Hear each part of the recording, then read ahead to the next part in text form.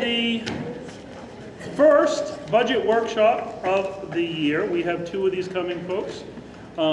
Today we're going to go through warrant articles 1 through 7, with the exception of 3, which must be something different. Terry, 3 technically. Oh, well, yeah, 3.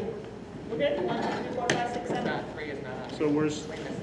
Oh, 3 is not on the. Oh, my apologies. 3 should be on there. So we're going to do 3. So 1 through 7. We're going to start with a Pledge of Allegiance, which, since my niece is not here, I will lead. Pick a flag of the country of your choice.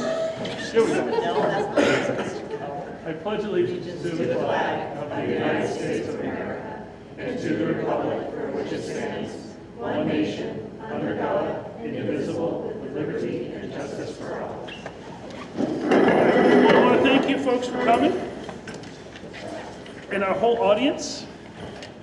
If you can't find seats, let us know, we'll get some more, okay? We will have a public comment if any of the public wish to comment, but that'll be after, when we're all through the discussions. So on that will take us right to, I guess, it's all you? Some updates, yeah. So before I start, I just wanted to let everybody know that there is a draft bill in front of the legislature to adjust the EPS formula. Spent the day at a superintendent's meeting with the research arm of USM that contracts with the legislature to do studies. It's MEPRI, Maine something, Public Research Institute. They were there, as well as the Department of Education.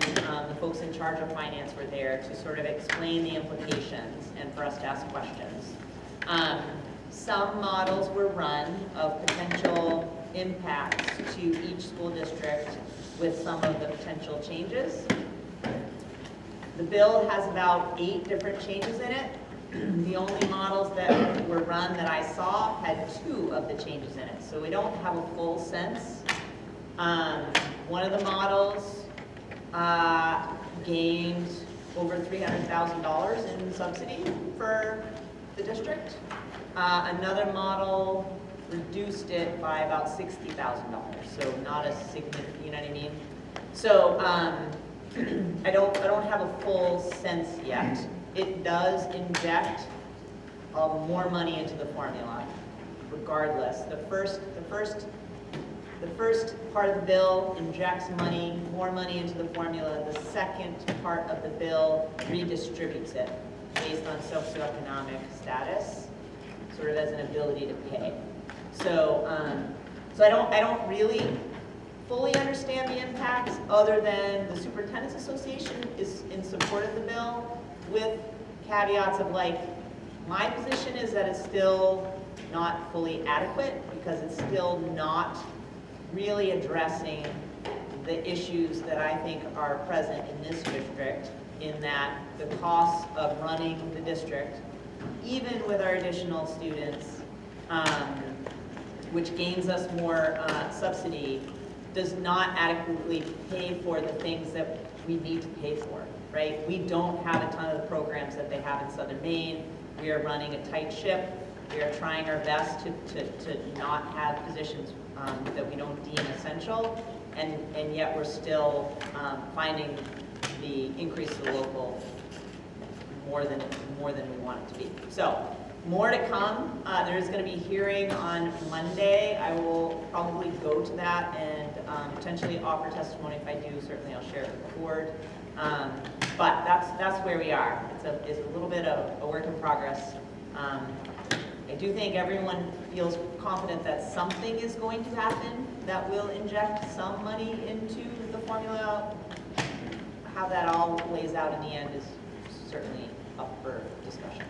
So, Just to clarify from what I heard there, though, the Superintendent Association is supporting it, but have they, sounds like, at least in the presentation you have, they haven't run all the scenarios. correct. So they're supporting it with a hope. They're supporting it with the, let's say even if just the first part of the formula was changed, the one that brought us additional money, that injects $37 million into the EPS formula to be distributed to schools. So that is good.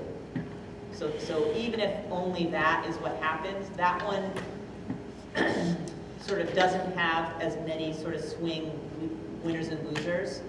By adding in the ability to pay additional, and having it be part of, having socioeconomic status of students be part of that, that's where you see a little bit more dramatic winners and losers. Like some districts gain over $1 million, some districts lose over $1 million, and that would depend on how many students in poverty they have. So I think it's going to be a political issue of like how much of that winners and losers and how big of a swing people are willing to stomach. But then, of course, I'm seeing from guessing almost $40 million bill that has to make it through the table. 100%. So That's that will be a major 100%. question. Yep. Off appropriations. Correct. Anybody else have any questions around this right now? Just a quick update. Yep, Okay. So what I think first time this year I did have a question from a member of the public. So I just wanted to share that with you, and what Gabby and I do is try to keep lists of questions that we got so that we just share the information. So the person who emailed me asked for a budget rundown, what our budgets have been the last 10 years. So you all had seen, I think going back to FY21, and when we did the budget analysis back in November, so I had Gabby just add those other 3 years so that they would have a 10-year amount of money. So I will post my presentation, and the link will be live, so if anybody wants to look at it, they can. But okay, well, they haven't come back to me and told me that I haven't given them all of it, so I'll hear more, I'm sure.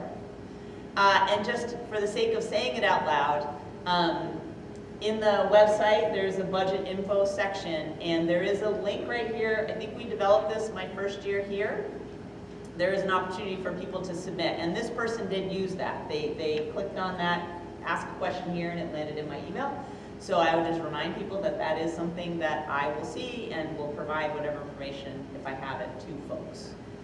But all the information from last week is here. As we get to each week, we'll add the work that we did. The presentation I gave last week should be, the budget presentation is there as well. So again, once this presentation is done, we'll post that. And all of the budget, everything we have in our binder is right there. Correct. So if anybody in the The public... updated, the blue ones will be posted tomorrow morning? Yes. Yes. So this is the white pages that you had from last week. The blue pages will be updated. They're minor changes, but yes, everything is there. Okay. So a couple of updates. These are not changes in the budget. These are things that I wanted to just add to some of the conversation, some of the presentation I provided last week. A couple other shifts that we made. So one, you will note, and you may have noted if you looked at your white pages from last week, we did make a decision as an administrative team to reduce the number of iPads we're purchasing at the primary level, K-2. I'll let principals and Wally sort of provide more detail on that, but across the 3 schools that have pre-K-2, this doesn't impact TES because they don't have below grade 3. It's a total reduction of $24,300.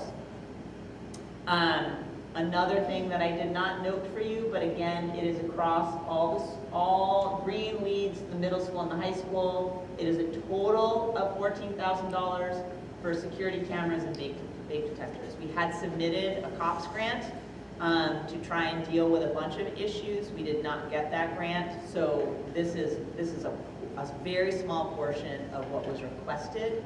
And green and leads in particular are sort of like deserts in terms of security cameras, so we really felt like we needed to. It's not what they requested, but it is what we thought was responsible to put in there. The Share Center is closing. That is an organization that's existed for a very long time to provide schools with access to office materials, supplies, those kinds of things. They're finally closing, so the membership has been removed from all of that. There is one remaining issue that we're in conversation around. It is not in the budget as of right now. But the challenge of us working and instructing students in the use of artificial intelligence without access to any artificial intelligence that is appropriate for students in terms of data privacy. None of the artificial intelligence systems that are available that we could use guarantee student privacy, so we really have not made that available through Google or anything like that. So I think this has been mentioned before, but Magic School is a AI program that is for schools that protect student privacy. So that is something that we are going to be working on potentially adding for middle school and high school only. And so that cost would be across grades 7 through 12. So the last thing is Teresa and I spent some time gathering data on professional development. And in particular, one of the questions that had been asked was around the teacher perception of instructional coaches and the importance. And so what I asked Teresa to do was to sort of take that information and provide it in a summary format. If you want the full survey, we can give that to you, but I've added those slides here and just will spend a quick minute going through that, okay? And then Teresa, if there's anything you want to add as I'm talking, go for it. So we did this, we were supposed to do this on the workshop day, that got snowed out. Principals took care of it. We had really good participation. So we had 186 responses. This was teachers and ed techs. So obviously the vast majority of the responses are teachers. There's more of them, but we feel really good about that 186. That gives us a good sense of that the data is accurate. And then we just asked them sort of what grade level they were at. So the elementary level, we have the most teachers. There's the most grades. And then we asked folks how long they've been in the district. So I just think this is good information to just give you a sense of those people who are working for us and how long they've been here. So types of professional development people have engaged in the last 18 months. So this was all of last year and the first half of this year. And so remembering that the middle school did not have an instructional coach last year, so just have that in mind. We had 60 teachers and ed techs, so ed techs are included in this, did a coaching cycle, you can see sort of the number of, and everybody should have said staff meetings, early dismissal, early release, those kinds of things.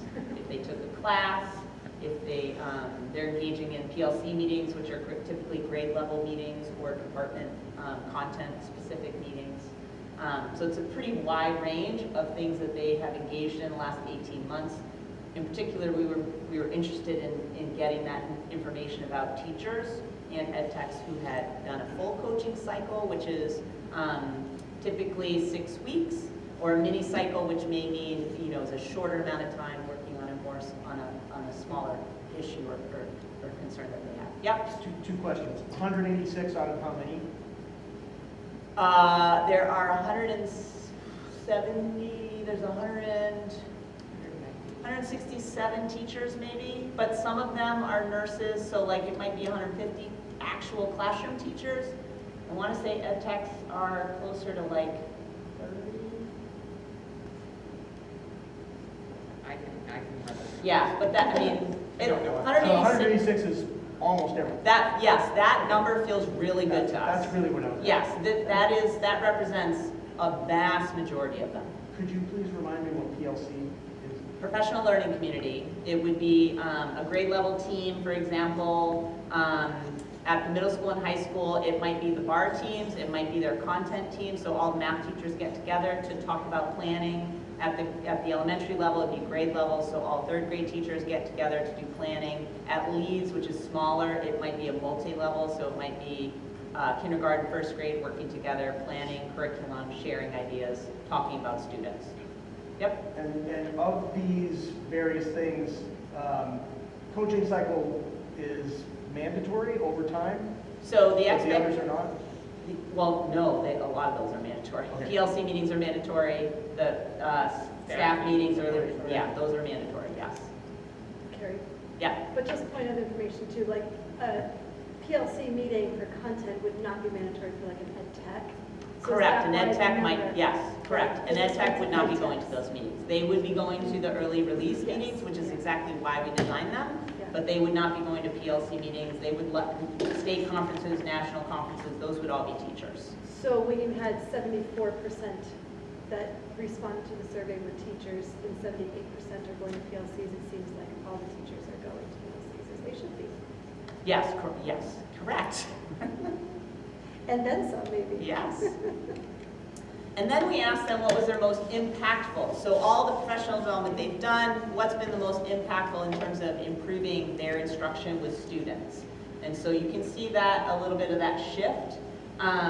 What I think both of us were very excited about is the value that teachers place on the PLC meeting and the early release, that time they have with their coworkers. But you can also see that the coaching cycles that they're doing. And again, we had a healthy number of ed techs who didn't do full coaching cycles, but did engage with in mini cycles. I know that that has happened in some cases with ed techs who are doing interventions. It could be other, you guys could probably provide other examples, but those around special ed accommodations. And sometimes in the early dismissal, the early release days, coaches are providing professional development during that time. So the coaching cycle, mini coaching cycle would be one way in which people are engaging, but the other way would be any kind of professional development that happens after school that is led by the coach. Yep. Can you go back one slide, please? Just Yep. for a quick second. If you can come back now. What's that? You can go back. Go back to the next. Okay. So I have a question. I just need to see Yeah, the no. comparison to ask my question. So can you elaborate a little bit on the small group training? That's quite a large bar that they found to be most impactful. So we did a lot of that last year and this year around HMH and math. Is that, yeah. So a Okay. heavy dose. That is going to be almost all elementary teachers in Alright, terms of that's good. implementing the new reading materials and the new math materials. Teresa did a really nice job of bringing in outside consultants, people connected with those companies. So that, in 2 years, we probably won't have that number. Right. This has been like a heavy lift. Yeah. Perfect, that clarifies, thank you. Yep. Back to the previous slide. How many options were they given for most impactful? I want to say, I can't look at it in mine, but I feel like there was probably 10 other ones that had like one. Well, no, or I guess two. my question is, we're asking what they felt was the most impactful, Yep, but it looks like they had the ability to choose more than one. 100%. Yes. To me, I would like to know what they felt was the most impactful, not, to me, that could lead that askew.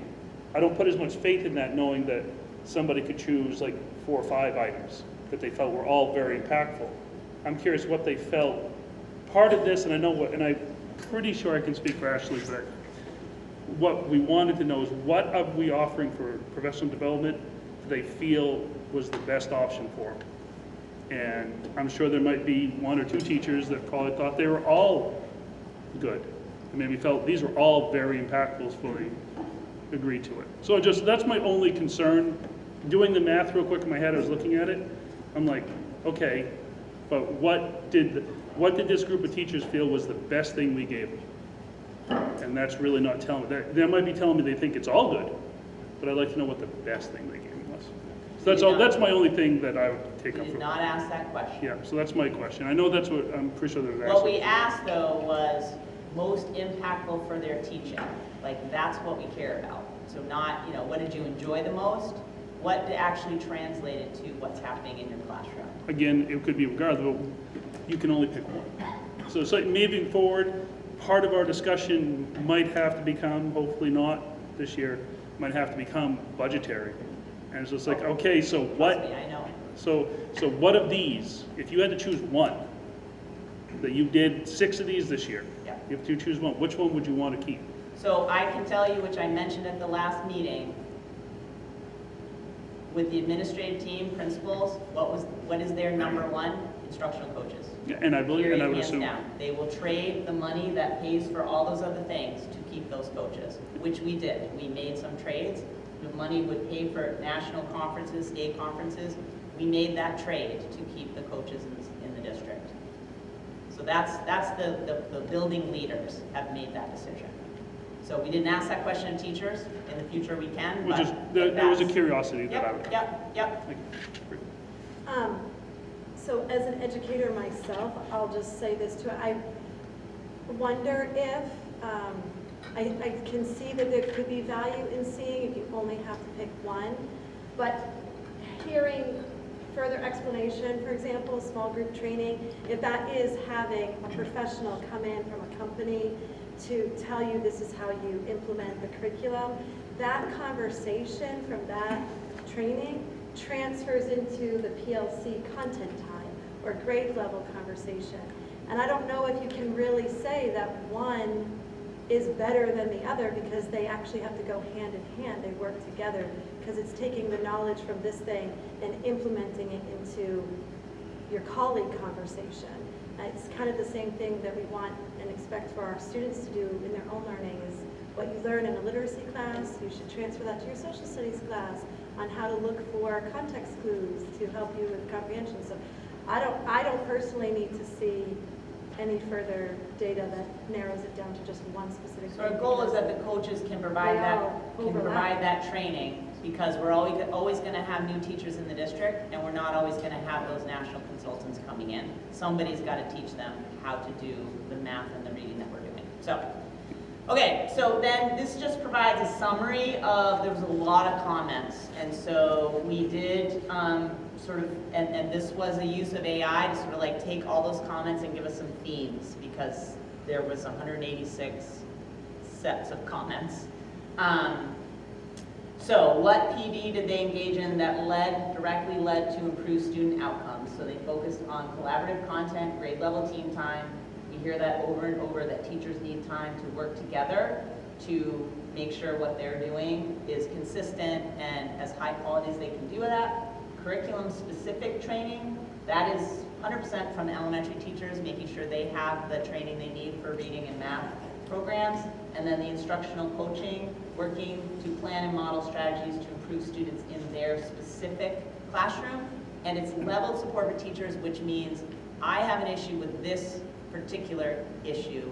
Gabby, who teaches next to me, has a different question. We each get our question. We each get the professional development that we need because it's based on what our struggles are. And then their preferred format, in-person workshops and conferences, face-to-face interaction, hands-on, sounds like kids, collaboration, team time for collaboration, and then coaching, personalized, leveled support, modeling preferred for direct impact on their classroom instruction.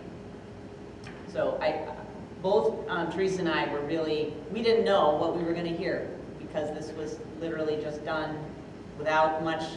We didn't say, provide us data because we're trying to, make sure that coaches stay in the budget. That was not the purpose, because some of this we need feedback on just the professional development that we've been offering. So we're going to provide all this feedback for teachers. Teresa's going to send out the full summary of the survey to teachers too, so that they know how they answered. But I wanted to make sure I provided this data from those questions.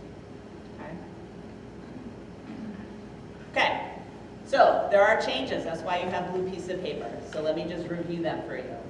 So we were waiting on final quotes for new math materials at Green and Leeds in particular. Turner Primary got theirs in when the white sheets were done, and Turner Elementary had theirs when the white sheets were done. So the difference is now for Leeds and Green. So the numbers you see in their supply line from last week were significantly higher. The quotes came back and they were significant. So we were able to remove $48,000 from the combined supply line for Leeds and Green, and that's because we had an accurate quote. We did go ahead and reduce health insurance based on the guidance we got from the Benefits Trust. That 14% will be the highest, so we removed 1%. That hit the budget as about $52,000 across all the warrants. A small amount of that came from the local adult ed assessment and food service. Those are not part of the budget. Food service doesn't receive any funds. And then we also reduced music repairs and equipment. We have all brand new music teachers, so they have fresh eyes on the program. We were very behind in sort of equipment and repairs and things we need. So the initial ask was sort of to solve all that problem at one time. And principals went back and said, let's solve this problem over a couple of years. So we've reduced that. You'll see across elementary schools a total of $5,650. They're still up. When you get to the music equipment line, you're gonna see them up, but they are down from the first round. Yep. Carrie? And it might be in here, I haven't looked, I seem to remember this part of the discussion last year. Would it be possible, I get it. Get here. You know what I'm about to ask? I don't know. When we get these new papers, whatever line you've changed, can you at least note? I can put a note on them. Yeah, just like In this there. this is why, this line is one of the reasons why we got these. The issue with that though is like for the insurance changes, It's like it's every single benefit line. And I would have to do that individually in every single one. Okay. So the biggest chunk we removed was health insurance. Yep. So there is a reduction on every single benefit line in every single warrant article. But if I touch an individual one, for instance, the math materials, I will do that from now on. I Just, don't it's remember sometimes getting helpful, asked that and as before. we start to ask a question, Yep. it might stop a question in the future too, Yep. just like, oh, okay, that explains it. Sure, I can Just do a that, thought. as long as it's not. Yeah, salaries not or too benefits. time consuming. Yeah, if it's too. salary benefit, we're gonna be in trouble. Yeah. Yep, Double checking my own math here, about $56,000 for that 1 percentage point in Yeah. reduction. So would that be true if we were like at 13% or 12, like we've continued Yes. to? Every percent is gonna be roughly, is going to be exactly that, Okay. yes. but a reminder that our loss ratio is high. I was speaking with another superintendent today who, we got the same memo, and she had made the decision to reduce it to 12%, but her loss ratio is under 100%. So like, she was feeling very confident, and ours is at 120%, so we're not feeling very I confident. felt very confident last year. And look what happened. So we're not gonna touch it unless we know for sure what the number's gonna be. Yeah, we're not feeling good about making a best guess. But the memo said 14. 14 is gonna be the maximum, and what it said was, we'll be under 14. Well, if we end up with 13.9 and we put in 13, we're in trouble. So we just, 14 is the max. We now know that's the max. We went down from 15, that's what we originally budgeted. Okay, so just to update the revenue page with those changes. It's all, every time we do this, it's all good news. So the total budget increase is now at 5.84. When we presented this originally last week, we were at 6.13.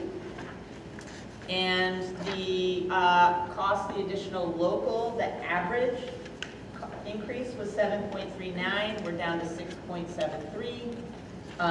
Those numbers are going to continue to be in that same sort of percentage for each town, not the number, but like Green is going to be the highest. Green's valuation went up the most. No matter what we do, Green is going to be the highest. Like we're not going to be able to do anything about that because of the required local share that the state is saying Green owes. So the ratio of that, but we are slowly bringing them down as we make adjustments.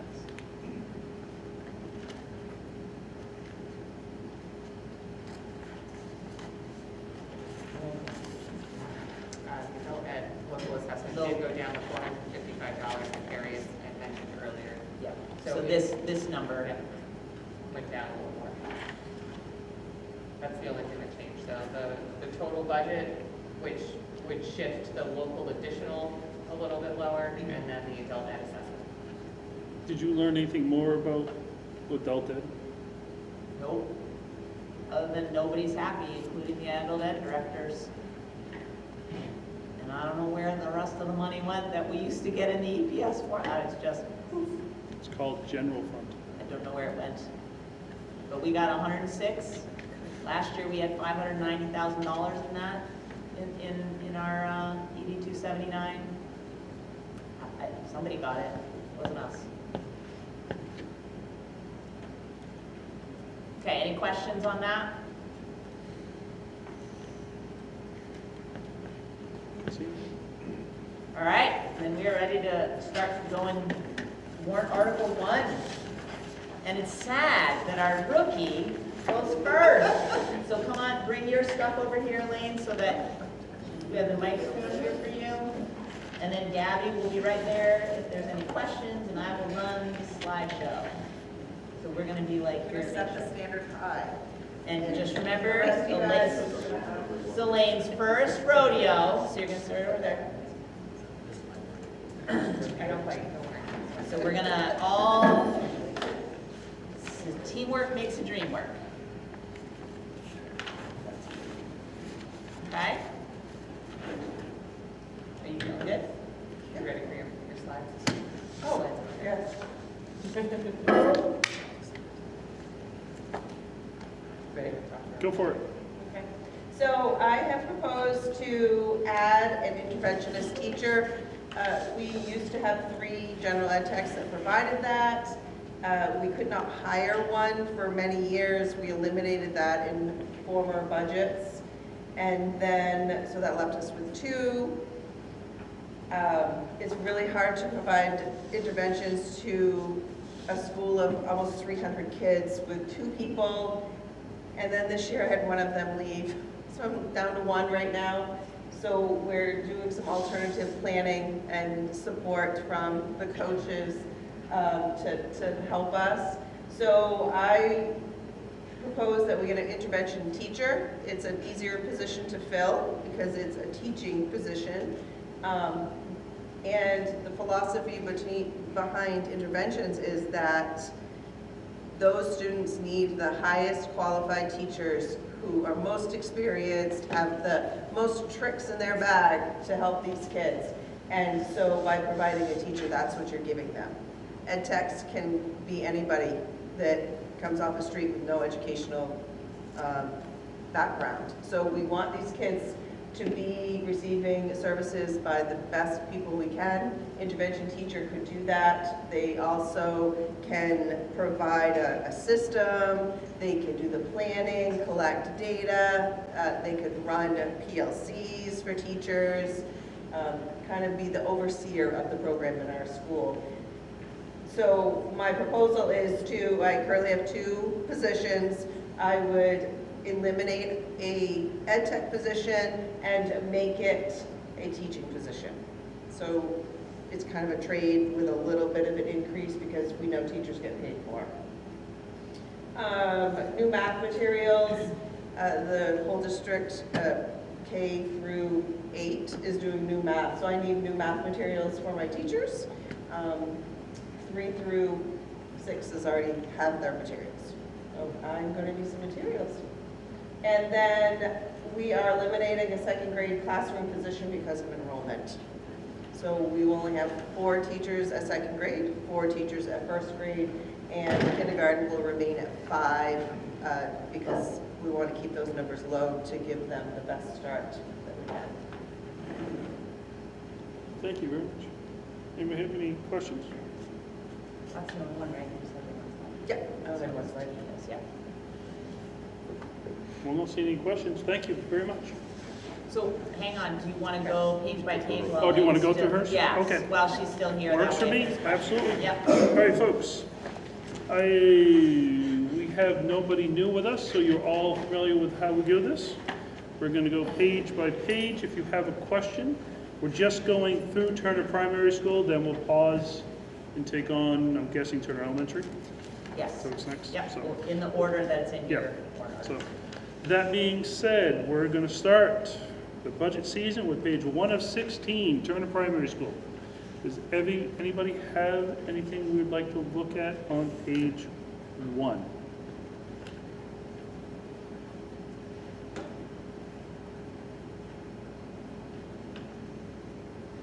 And if I do say page 2 too fast, let me know, and I'll definitely go back.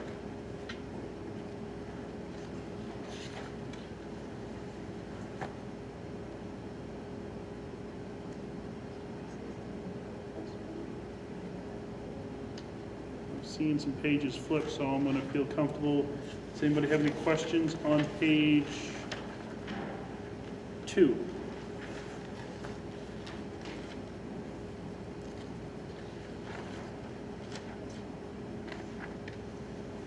a quick, Oh, yes, Crystal. just regarding field trip fees, the third line, are we doing away? We don't tend to do a lot of field trips because of the age of our children. And we feel like the PTC would support us, or families can support us in providing the fees, or there's also lots of free field trips around the community. I did put money in for transportation so that it would be possible to do field trips, and we'll come up with any fees in other ways. Thank you. And just a general reminder, when you see like big swings in benefit lines, one, we're budgeted at a 14% increase, but two, it is likely due to changes in who the employees are or their elections. So like those really wild swings, why is it up $20,000? Who hired somebody, or their family circumstances changed. You'll also see large increases in some paid family medical leave lines. Last year, when we were budgeting for our current fiscal year, teachers were not included in that budget because of contractual obligations. And the That is- law, and the well, law. in the law. That is not the case for this year, so you're going to see very large increases, at least in the teachers' lines. That's going to take us to page 3, folks. Anybody have any questions for page 3? And page 3 also takes us to Turner Elementary. Don't go So, to Turner. huh? Don't go to Turner I know, Elementary. so we're just doing the very top quarter of page 3. I think we're pretty set. Thank you so much. Thank you, Lynn. You made it through your first budget season so far. Don't worry, there's at least 4 more meetings, so don't you fret. Turner Elementary School, come on down.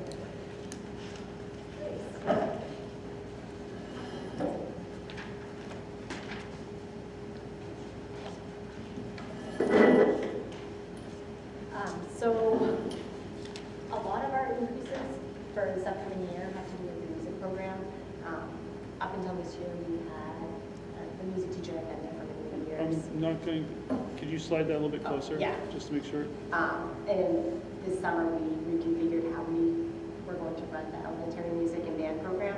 So with that came an inventory, and we realized that a lot of our instruments and our pianos needed tuning. They hadn't happened in a long time. So if you look at those increases, the music, equipment repairs, they hadn't been done earlier. Instruments and music stands, due to the need, we have a pretty large band right now. We just don't have enough music stands. And we're trying to build up for having enough instruments so kids, no matter what their family's financial situation is, they be able to play. So looking at just trying to build up our library of instruments to make sure it is available for all students.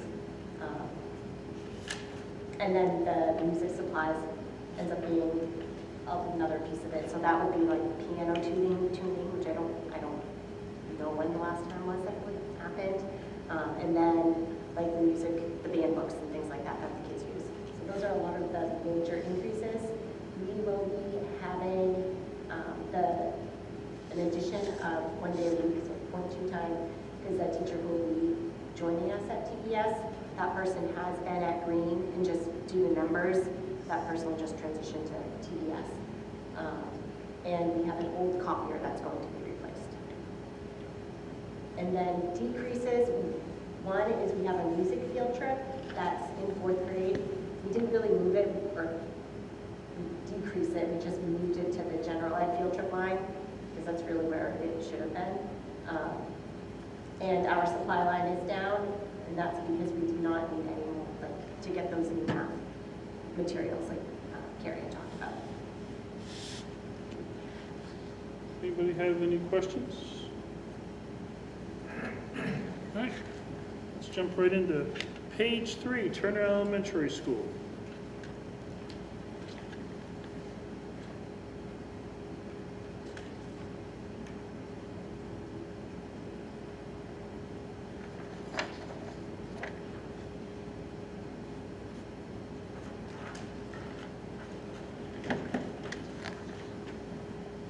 Page 4, Turner Elementary School.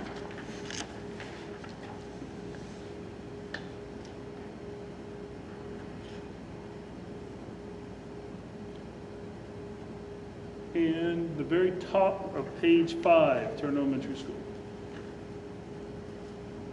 which will bring us to an end of Turner Elementary School. It sounds kind of ominous, but it's not. Does anybody have any questions for Turner Elementary? All right. I'm not seeing any, so I thank you very much. Yes. Thank you.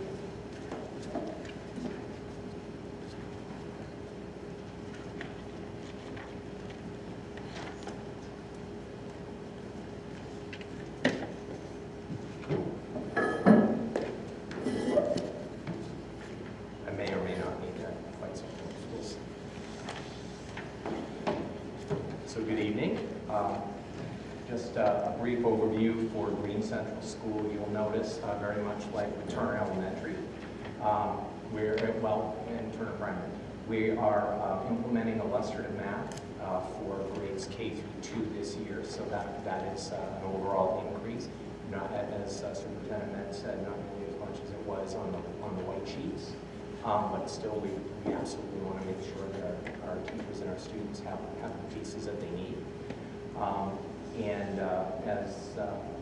As with TES, we've got musical instrument repairs. Our new music teacher was really diligent, looked through and did a complete inventory of all the school instruments that are on hand, and then went ahead and actually got estimates to repair every single one of them. We were not able to, put forward every single one of them, but the idea was to be able to put them on a repair cycle of sorts. So you'll see some pieces there. As far as the decreases at Green, we've been again diligent there. We are eliminating a classroom teaching position due to a decrease in population. We have eliminated an intervention ed tech 3 position, and we decreased a 1/5 time or 0.2 PE teacher down due to enrollment, and that PE teacher will actually pick up, I think, an additional day at TES. So we've kind of got that piece squared away. We have a piece of the instructional coach position that's moved into the Title I grant funding.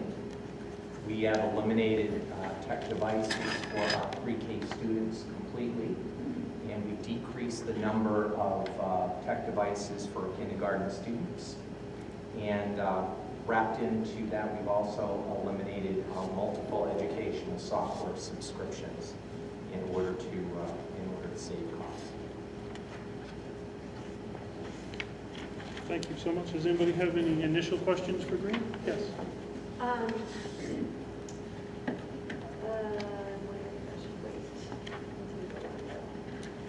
Well, I guess I'll ask this question now. With the elimination of the classroom teaching position, you had mentioned it's going to switch to a special ed teaching position, but I'm also just curious to know, looking forward to future years, that elimination is because of the number of the fifth grade class. Correct. Looking though at like the current 4th grade class as they move up to 5th grade next year and the following year, like what are we anticipating with needing to potentially move teachers back around again into like that 6th grade position again in the coming years? Sure. So currently we have 2 teachers at 2nd, 3rd, 4th, and 5th. Okay. However, several years then. And we all know that there could be a sudden influx, and a lot of times when you have an influx, it all seems to be the same grade level. I don't know why that is. However, when we get into that situation, we'll do what we've done in previous years. We'll come to the board and request an additional position as needed. Could you talk a little bit more about the decrease in devices for kindergarten students? Are we eliminating iPads or laptops for kindergartners, or? No, that's the elimination would be for pre-K, but the decrease, so in other words, not necessarily a one-on-one situation. They'll still be needed, but not to the extent that they'd be required for, say, 1st and 2nd grade. So it might be, say, like... So how are we achieving that decrease? So it would be like a cart or a set. So for example, if you've got rotations in a classroom, one of the centers might be some work on an iPad. But other centers may be, other pieces. There may be a tactile activity. There may be reading cards. It may be read to a friend.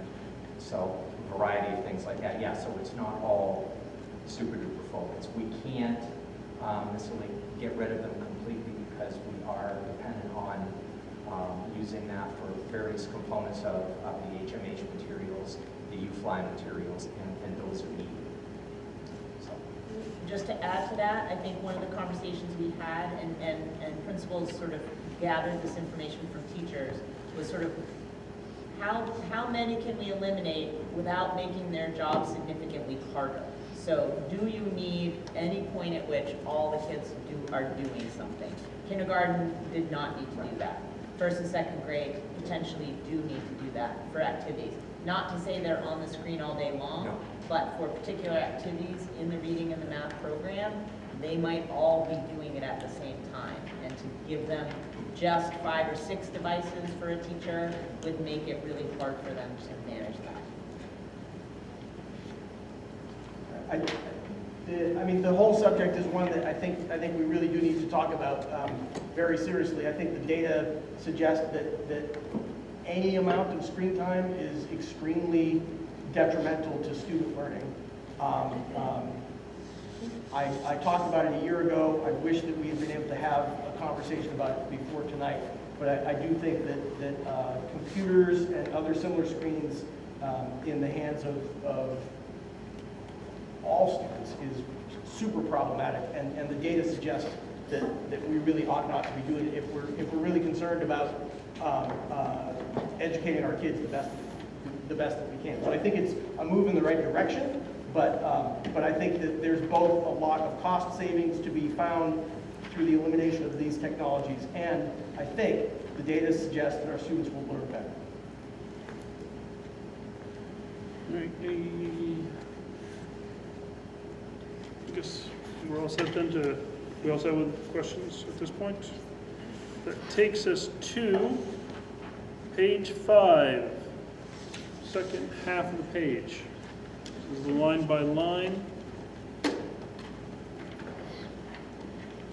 Peter, I do have a question. Yes, ma'am. For clarification. So I'm seeing on the overview that I'm talking about the educational software eliminations, and that says like all of the elementary schools are cutting some of these. So I'm just wondering, where will we see that? Like, That's line 56510.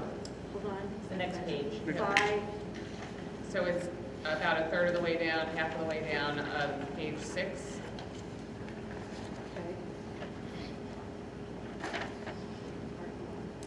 The last set of numbers is 56510, and if you go all the way to the right, you'll see it's a reduction of 36.81%. Okay, so we'll just see that in all the lines without, it's like for each of the schools. Yeah, so each of the schools have a regular instruction software line, so all of them end with 56510. Thank you. The reduction's not gonna be the same though, because there were They use some different differences. things. So Yeah. like Turner Elementary is up $130. So they just didn't have some of the same subscriptions that we did. Got it, thank you.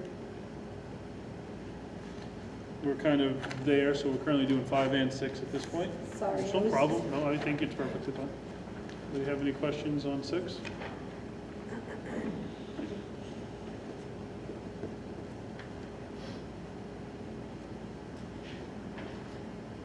Is it true to say for the schools that have the primary, that Seesaw is the biggest chunk removed?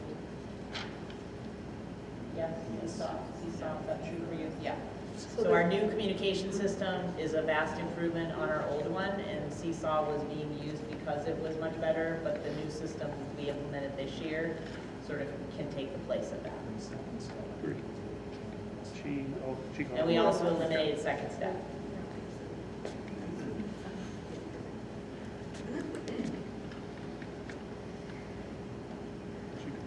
She's good. Okay. Okay, I just wanted to make sure. I didn't want to rush you along. No, so I just- you're fine. All right, 7 finishes green. Here, Oh, sorry. Line 56520, the computer hardware. What was the reason the actual spend was over 34,000? Why was that such huge under budget? So we reduced the budget because we didn't need kindergarten iPads. Okay. So let me look at what was in last year, because you're asking for what was actually spent in Well, yeah, 25, so we right? spent 34,000. We had only budgeted 22,000. So we budgeted 22,000 in fiscal year 26. Yep. We spent 34,000 in fiscal year 25. Right. Last year in the budget process, we cut in half the number of iPads we That's would right. purchase. Okay. Yeah. We So only that- replaced half of them. Yeah. We kept half of them in cycle. That's right. I forgot about that. And that also includes Chromebooks that are very available. So green, yes, green is not just iPads. Right. I thought. But don't worry, we got a lot of We money didn't for them reduce this our summer. Use Chromebooks, no, but that also plays into it. 'Cause Yeah, that- if memory serves well, last year, I think it was what, 40 kinder devices, 42 grade 3 Chromebooks. I'm sure you're right. The iPads are the most expensive, and those were the ones that we cut in half what we were gonna replace to reduce the budget. We're basically all in on green, so does anybody have any other questions for green? Bree? So, just a funny question. Plastic trombones, are they as effective? And I'm assuming are like the clarinets and the saxophones that TES is getting? Really, they're made out of plastic and they're just as effective They're as? student models, and I'm a drummer, not a trombone player. And I So- was a trombone player, so. Oh, cool, okay. A plastic trombone? And- Sounds as bad as the recorders. Hey, I like the recorders. You would, Peter. So, yeah, at this point, what I would say was I'm going to turn over the level of expertise to the band teacher. And I'm thinking, I don't know if it's that, the Never heard or trombone. seen of such a thing. No, 3D printed? there's always a first time. Was there a comment over on the left? We have them at TES, they're, I'm not an expert now, but the trombones sound So you've heard of plastic trombone? we have them. Okay. They're ones they sell for kids. But I don't think our clarinet and our saxophone are not. Plastic, No. not plastic. Oh, the other thing is, I think they're actually green. And I think they order different colors for different schools. So for whatever reason, maybe the color is a big draw. I don't know. Or it could be the tone. We might need a little show Demonstration. next time we're Demonstration? through ES. We bring it in for you. Yeah, we need, oh, You'll play it yes. for us? Yeah. No, Bree's gonna play on it. I'll let you know when the next elementary band concert is. You guys can go. I went to plenty of those. I have an elementary trombone player, and hers is brass. Okay. I don't know. Special. Right. Yeah, but I mean, plastic brass, I mean, it's still not like up here. Yeah. And I Still understand, very loud noise in your house. I understand using it as an instructional material for the kids, right? Like, we don't need to give them necessarily a brass trombone that's heavy and clunky. They have to, like, drag onto the school bus. My oldest was in band, he had to do the drum kit, which was a nightmare, like, as big as him, to bring in a xylophone to school every time. So I appreciate it, I just had never heard of such a thing, and wanted to know if it was still good, equal quality to authentic. I would dare say it would be appropriate for elementary level. Sounds good. You'd likely not see the medicine. That'd be interesting. All right, anybody else have any other questions for Green about trombones? No, Navigate 360. What, I just wasn't, there was a decrease for it, wasn't sure what it is. Can you give me the line number, please? Oh, yes, 58100. 58100. Gabby left us a Yep, note. so, did that go down by 54.95%? No, I think that was Okay. probably a cut Adjusted from it. something else. So Yeah, Navigate so I think 360 is I can what's help with that. still in the budget. Go Yep. ahead. But the share center, that's where our That's share okay. center, yes. Perfect. Yep, Thank you. but yeah. Navigate 360 is the system we use for threat assessment. Okay, let's not get into that. Correct. Thanks. Okay. All right, last call for Green, folks. Any Last call for green. All right, thank you so much. Thank you very much. That brings us to leads, I believe. Come on down.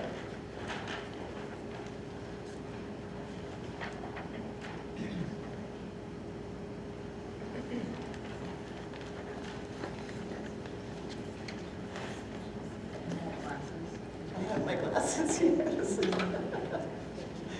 Readers all over my office. But then I never seem to have them when I need them.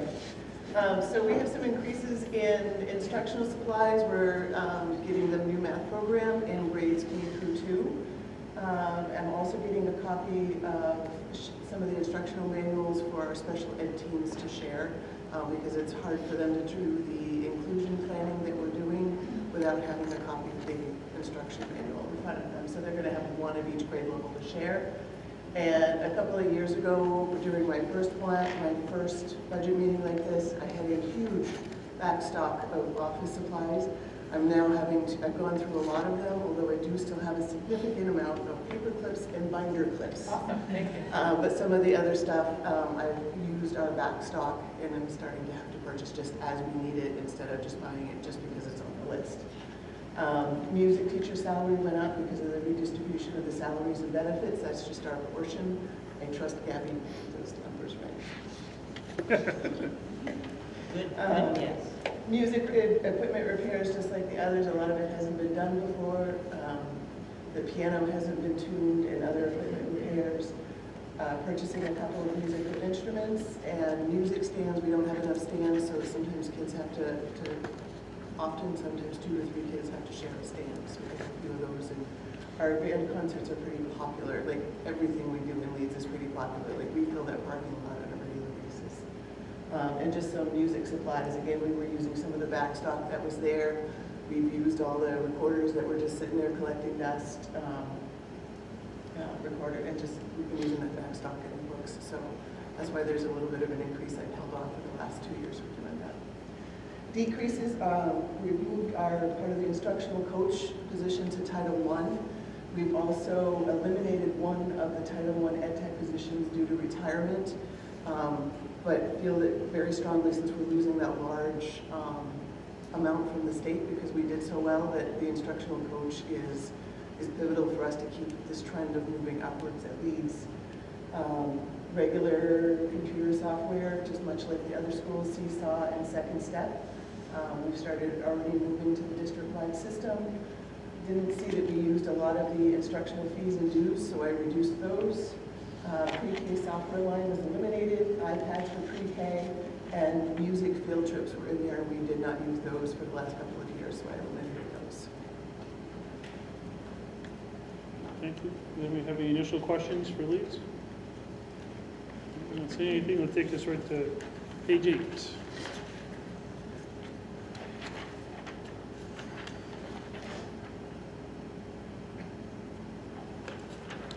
If we have nothing on 8, let's go to 9.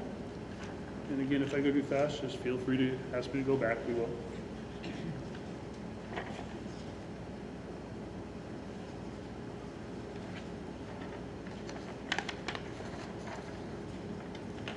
And our final page is page 10, the very top 3 or 4 lines.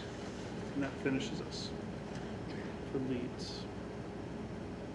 Yes. Looks like you've overall reduced the school's budget. I think you might be the only one who did that, so congratulations.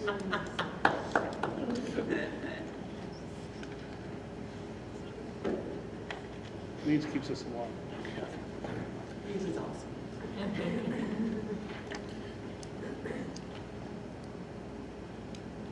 All right, last call, any call for Leeds? We all good? Thank you so much. And that takes us out of elementary to the middle school.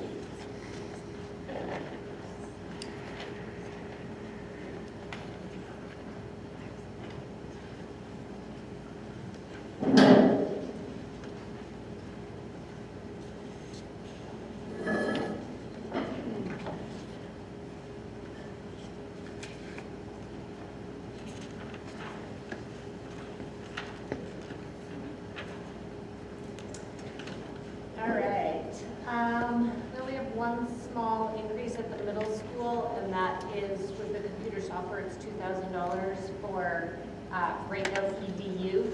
It is for our computer class.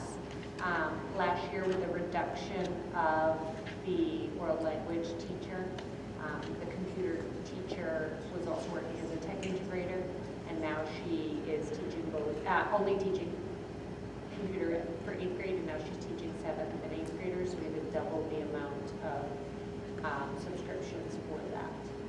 And decreases, 2 of our photocopier leases are paid off. Books and periodicals, over the last handful of years, we've been working on common assessments and units within the ELA department, and so we've purchased the texts that go with those units, and so now they're just sort of on repeat mode when we get new students, and so we reduced that by 4,000, I think? yeah, 4,800. Dues and fees, we're no longer participating in the geography and the spelling bee. The elementary does the geography, we just didn't have the interest for the spelling bee. And field trips, we reduced by just under 1,000. We're still doing the field trips. The educational-based ones, similar to what Elaine was saying, are either free or grant covered. And then some of the celebratory ones that we do, like the Black Mountain and the end of the year field trip, students pay for their own fee coverage. And we use additional grant funds for students that need support.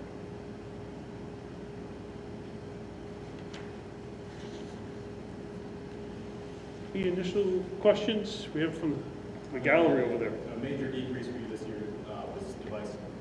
We had to get new devices for the 7th graders last year.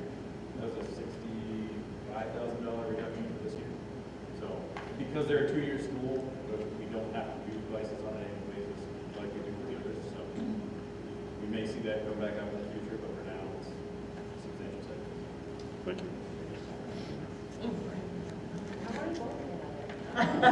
That's very generous of you. Not that I ever had a chance in it, but the spelling bee, we don't think, hey. But we don't think we'd have interest at all next year. That wasn't meant to be a joke. Students do not want to stand up in front of adults Yeah, but it's good and for talk to begin with.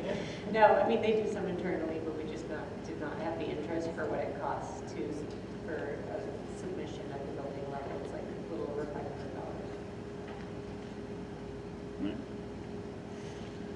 All right, it's the initial, did you have? No, just, For the record, I can't spell, so. Jenny? So it's not, so I noticed Leeds doesn't have a tutor salary, but the other schools do. So Is it can there- be in 2 different lines. One Oh, can be okay. a salary I'm line, which sorry. is a 5-1, don't be sorry. And another one can just be a services, a contracted Leeds services is the only line. one that didn't have a tutor salary. The others all have a $500 one. So it may not say tutor, it may say contracted services. Okay. Okay. It could also be that Leeds just hasn't needed tutor services, Okay. and so it's never been budgeted before. Okay. All you need is a year where you're like, oh, I've been paying for tutoring, Well, I I see gotta start budgeting. they had a for that. prior actual in the 2024 budget, and then in the current adopted, they have 0, but I see all the others had $500. So I was just curious. Here, I don't see it, but. it's line Oh, sorry. 51233 Yes. for Leeds. Okay. So when it's a 5-1, it's because our staff are doing the tutoring, but typically we have to hire outside Okay. companies. I think it's Hey Tutor. No, those are for, this would be I can't remember the pretty, name of the company. this would be for students who might be out for medical reasons, like, it's a Right. pretty rare occurrence, so. I just noticed all the others had 500, but one didn't, so I was just. I've only had one student in 3 years, but it's moved to, this was in hospital for a short period. She's only had one student. Thank you so much. All right. That really wasn't trip, but we'll stay, we're at trip now. That's no problem. We can go back anytime. That takes us to page 10, and we're going to be ambitious 10 and 11, folks. 10 and 11 for Tripp Middle School. Do you have any questions?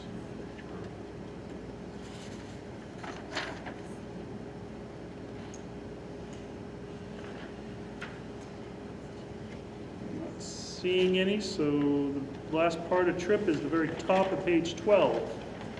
So at this point, are we all in on, we're all in on TRIP.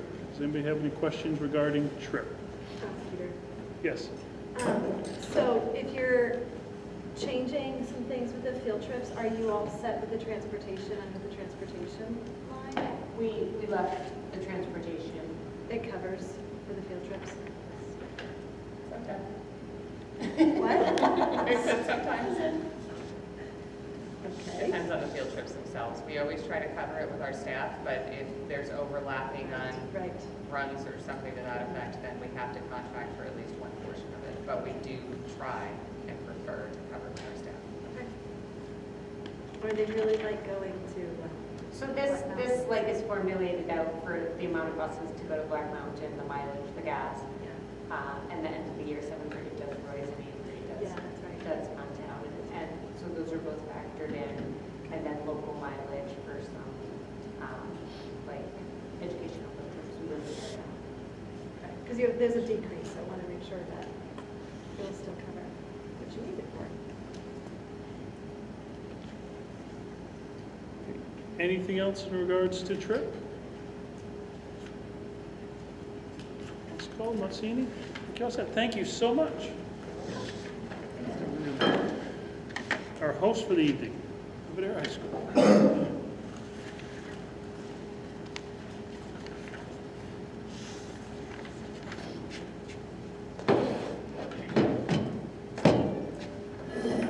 Good evening, everybody. I'll do my best to speak up so people can hear.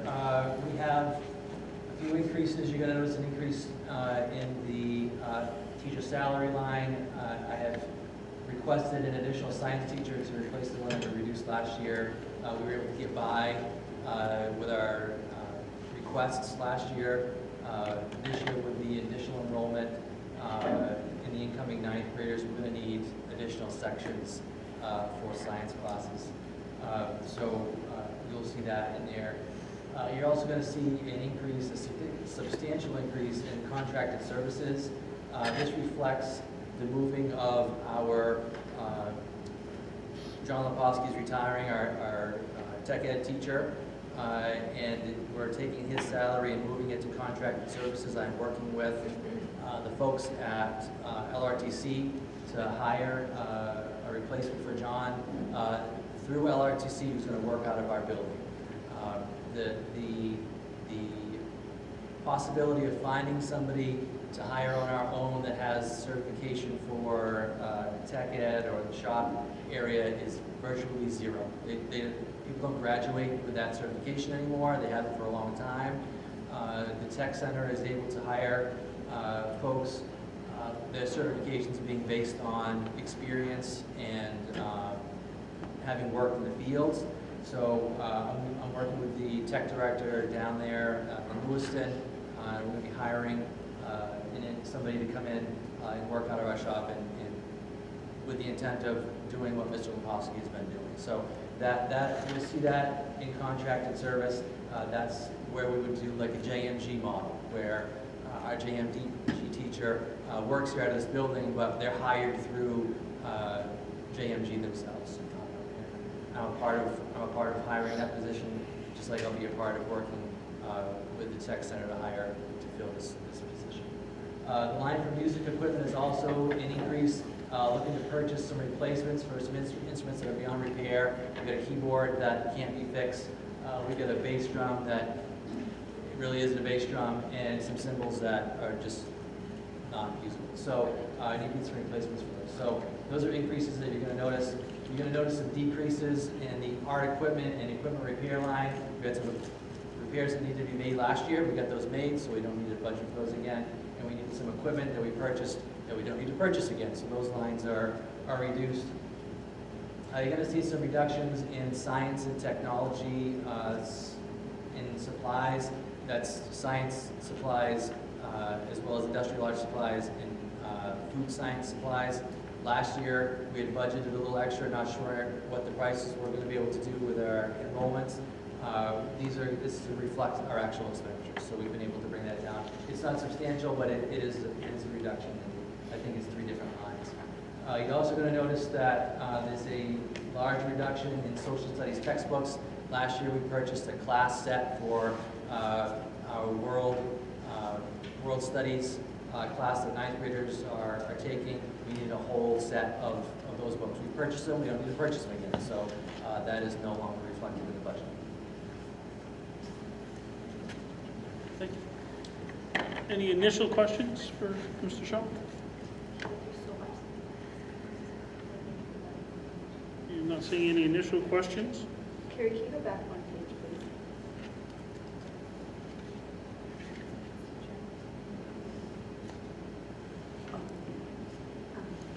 Yeah, I do have a check. Yeah, go for it. Can we have some more information, please, just to help us understand? So the industrial arts teacher will be contracted through LRTC, and then how do the other benefits for that teacher work? Is that what we cover, or LRTC covers insurance and all that stuff? You want to tag team that? Yeah, so we're covering basically the entire expense of the teacher, but we're paying LRTC, who is paying the teacher directly. So we're contracting for the individual. So like, for example, when they do the health insurance, we have to go through like whatever LRTC's health Yep. insurance package. Yep. So we budgeted for an amount that they would pay a teacher, and it's comparable to what we would pay for the teacher and budget for insurance. So they Yeah. do something very similar that we do. It's the same exact model as JMG. So the teacher who is here works for JMG, Right. and we pay a portion of that person to work in this building.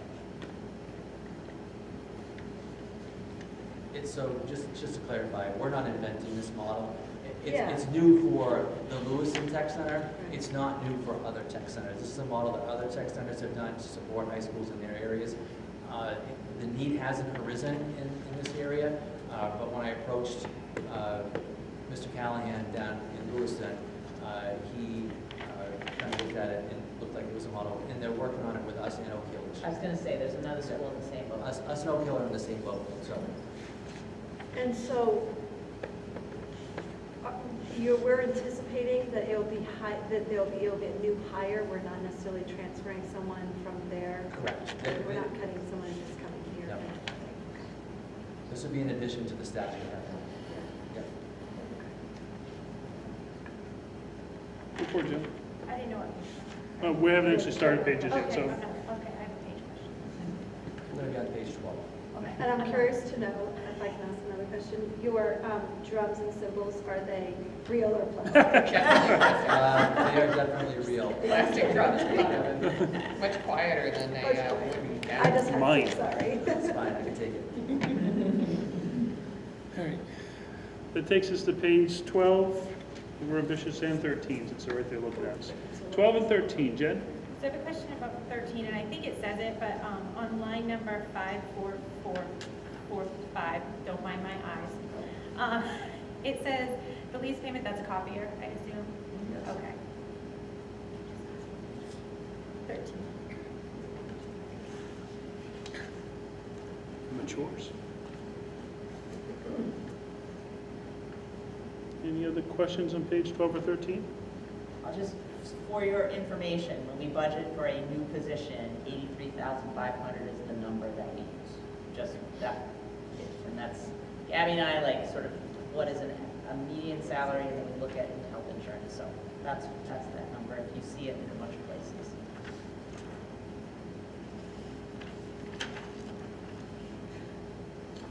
All right, that takes us through 13, folks.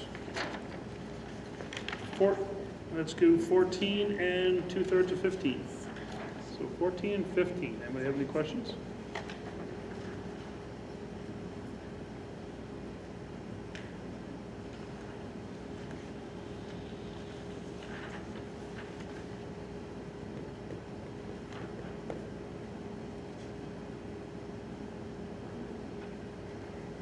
I do. Yep. The line 56510 for the world languages, is that, the note that you have there, Gabby, is that reflecting that decrease? I Those don't are know- reflecting the items that are being purchased. I don't know what confident pigeon is. Don't know either. But those are the items that are being purchased on that line. Where am I looking? It is towards the top of page 14, where you can see Gabby's note. Yeah, I can see that. You ever less said they confident walk in with a pigeon. strut? I mean, I thought we weren't supposed to let the pigeon drive the bus. You definitely I are. don't know that we think the pigeon It's, should be it's, confident. it's listed under world language computer software. Yeah. I'm gonna go out on a limb and speculate that It's a reading there's platform. a reading platform for. Spanish and French. There you go, Spanish and French. I know it was a world language, next one. Thank you, Google. Also like the intersection. Give me a second, Google, no. I'm familiar with Quizlet and GiveKit, so I don't need explanations. But, so we are purchasing computer software licenses for these programs? Correct. Thank you. User agreements. I don't know. There's too many options. Are these new or renewals? I would say that I am very familiar with Quizlet and GymKit, but Confident Pigeon is a little new to me, but. You're not confident? No, I'm not, but I am confident in both Mrs. Hoover and Mr. Williamson to come up with the appropriate software. Did you find anything? Yeah, no, there's too many options. I can't answer that Of one for you, course, I'm okay, sorry. thank you. Joe? I haven't asked many questions, and this one may be annoying, but increase in paper consumption? Just curious, In like. what, I'm sorry? Paper Paper. consumption. So that's based on last year's actuals. So Right. I don't know if you remember that last year when we were budgeting for paper, We squeezed it. right? well, we did. We shrunk it down a lot, but it was also the first year that we used this model where we were breaking it out into its own line. Yeah. So this year, I used what was spent last year for the budget. Okay. Because I didn't have an average to go by. Gotcha. Joe, what line was that? Sorry. Sorry, that was, 56101. yes. Back on page 13. Oh, for God's sake, I was on, I'm not even gonna tell you, Oh, okay? well, Joe, Sorry. 5, 6, what? no mind. It's on page 13, 56101. And it looked like most schools had some kind of adjustment too, but it was just I mean, I don't bigger, think, so. there's not dramatically more paper being used. Yeah. I think it's more of a reflection of what was actual run last year. Sure. I agree with that. I think that it makes most sense that that was probably consistent. It just wasn't broken out, so you weren't seeing that specific. Sure. So at this point, we are all in on Levitt. Is any other questions around Levitt Area High School?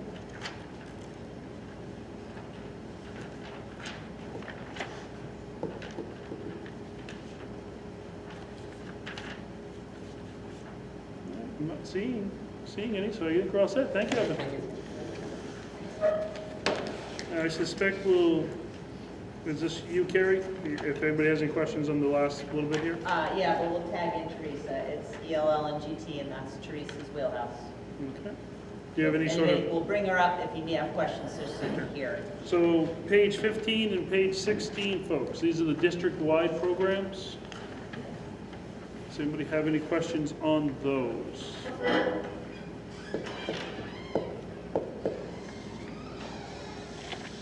It looks like it's all going down. Is there a particular reason? I can answer that. So there's a shift in where the salaries are based on student count.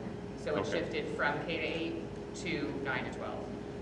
Oh, so it's not actually less kids, it's just we changed the Yeah, brackets. so what you see is if you look a little bit above where the K to 8 elementary is, Yeah. the increases are in the lines that are 1,300, 4,100, 2,330, 51040.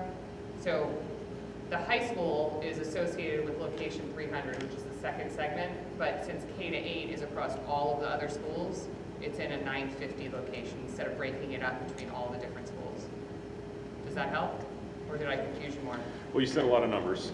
Yeah, that's my but- job. Yeah, right. So basically, the decreases in this one have been absorbed. That's Yeah, I right. was gonna say, it sounds like a It's shift a in the shift. grades. We have the same number of staff. It's just where they are. This is actually just for the administrator salaries. Ah. That's what we're talking about. Is it just the administrative That's salary? what this portion I is. can't come up with that number. No, it's a portion of my salary. I think it's, the high school is 1% and the K to 8 is 4% for gifted and talented, and then the same for ELL. It was a shift in her salary to align with the number of students. But our gifted and talented program is basically, it's just staying the same. So the gifted and talented program at the high school, they have more options. We do not Have gifted and talented. at the high school, correct, I misspoke. We do not provide separate pull-out services. Students at the high school have their needs met through AVET courses, through AP courses, through a variety of other means other than a pull-out class service. Sure. We have to accurately report Teresa's time as the administrator because for GT in particular, that's directly related to what we spend, correct? Yes. So like if we don't put some of Teresa's, then it looks like we're spending less, we get less. So she is the supervisor for those GT teachers. And so we have to make sure that we're accounting for that to make sure that we get the proper funding.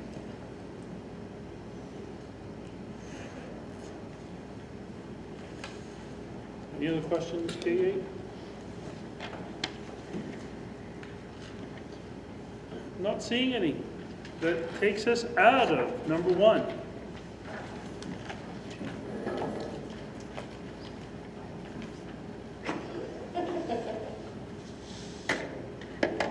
Peter, do you want to? Yep. Break?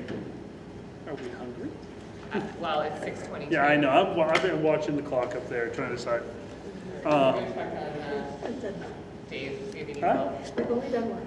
I know. I was actually debating if we could jump in like do 3, because special ed's going to be a big one. Yeah, I was gonna say. So I was debating jumping and do like one more little one before we did it, but that might Want mess to do it. 3? Well, 3's not on our schedule. Then you want to do 3? Let's do 3 real quick. What's 3? 3 is our contribution to career Oh, technical yes. education. Let's do that. You skipped. For those of you who weren't here at the beginning, after the 3, we're going to take a very short break for lunch, dinner, whatever meal this is called, supper.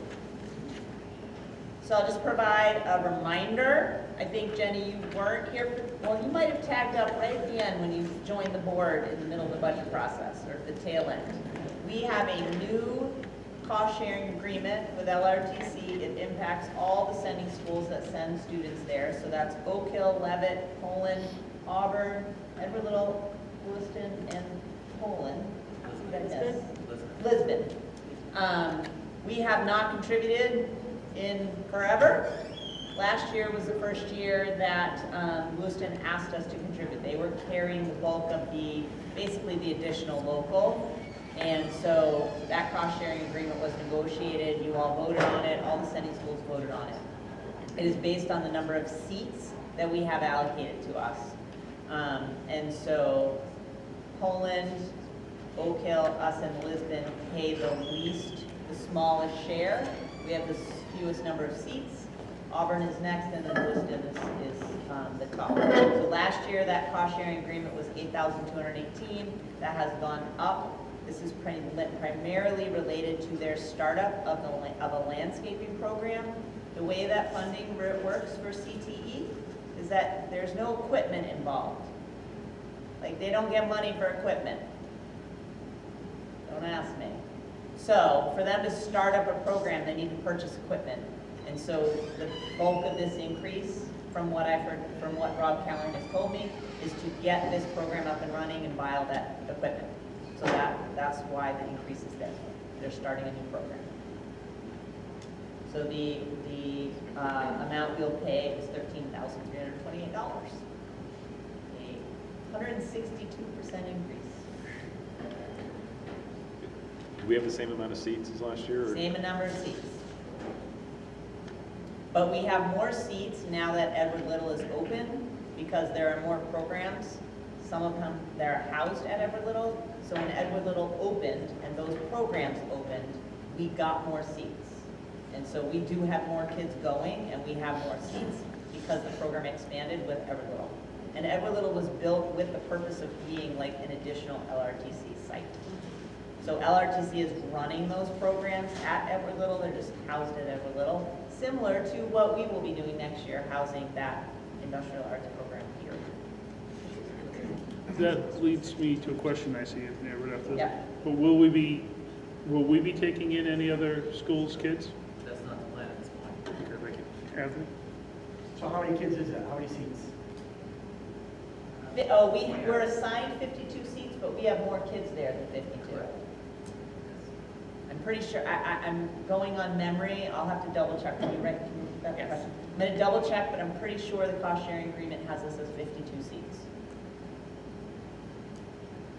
Do you remember, we just did that Yeah. information for you. We did do it for all programs, though. Okay, oh, it was just those, yeah. But I'm gonna make a guess, I feel like I've seen a 70 number, that you have maybe 70 kids going. It's somewhere around there, are actually going.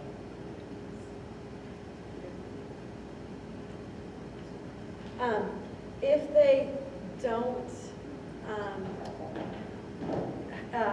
like, start up a new program next year, is this the number we would continue to pay, or do you think it would drop back down to 8,000?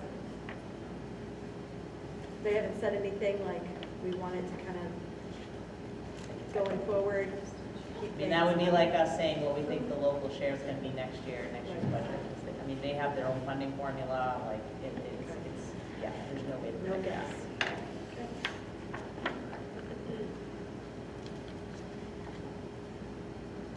Any other questions on? No? Even though it's a big jump, realistically, we've been kind of riding coattails for a few years, so.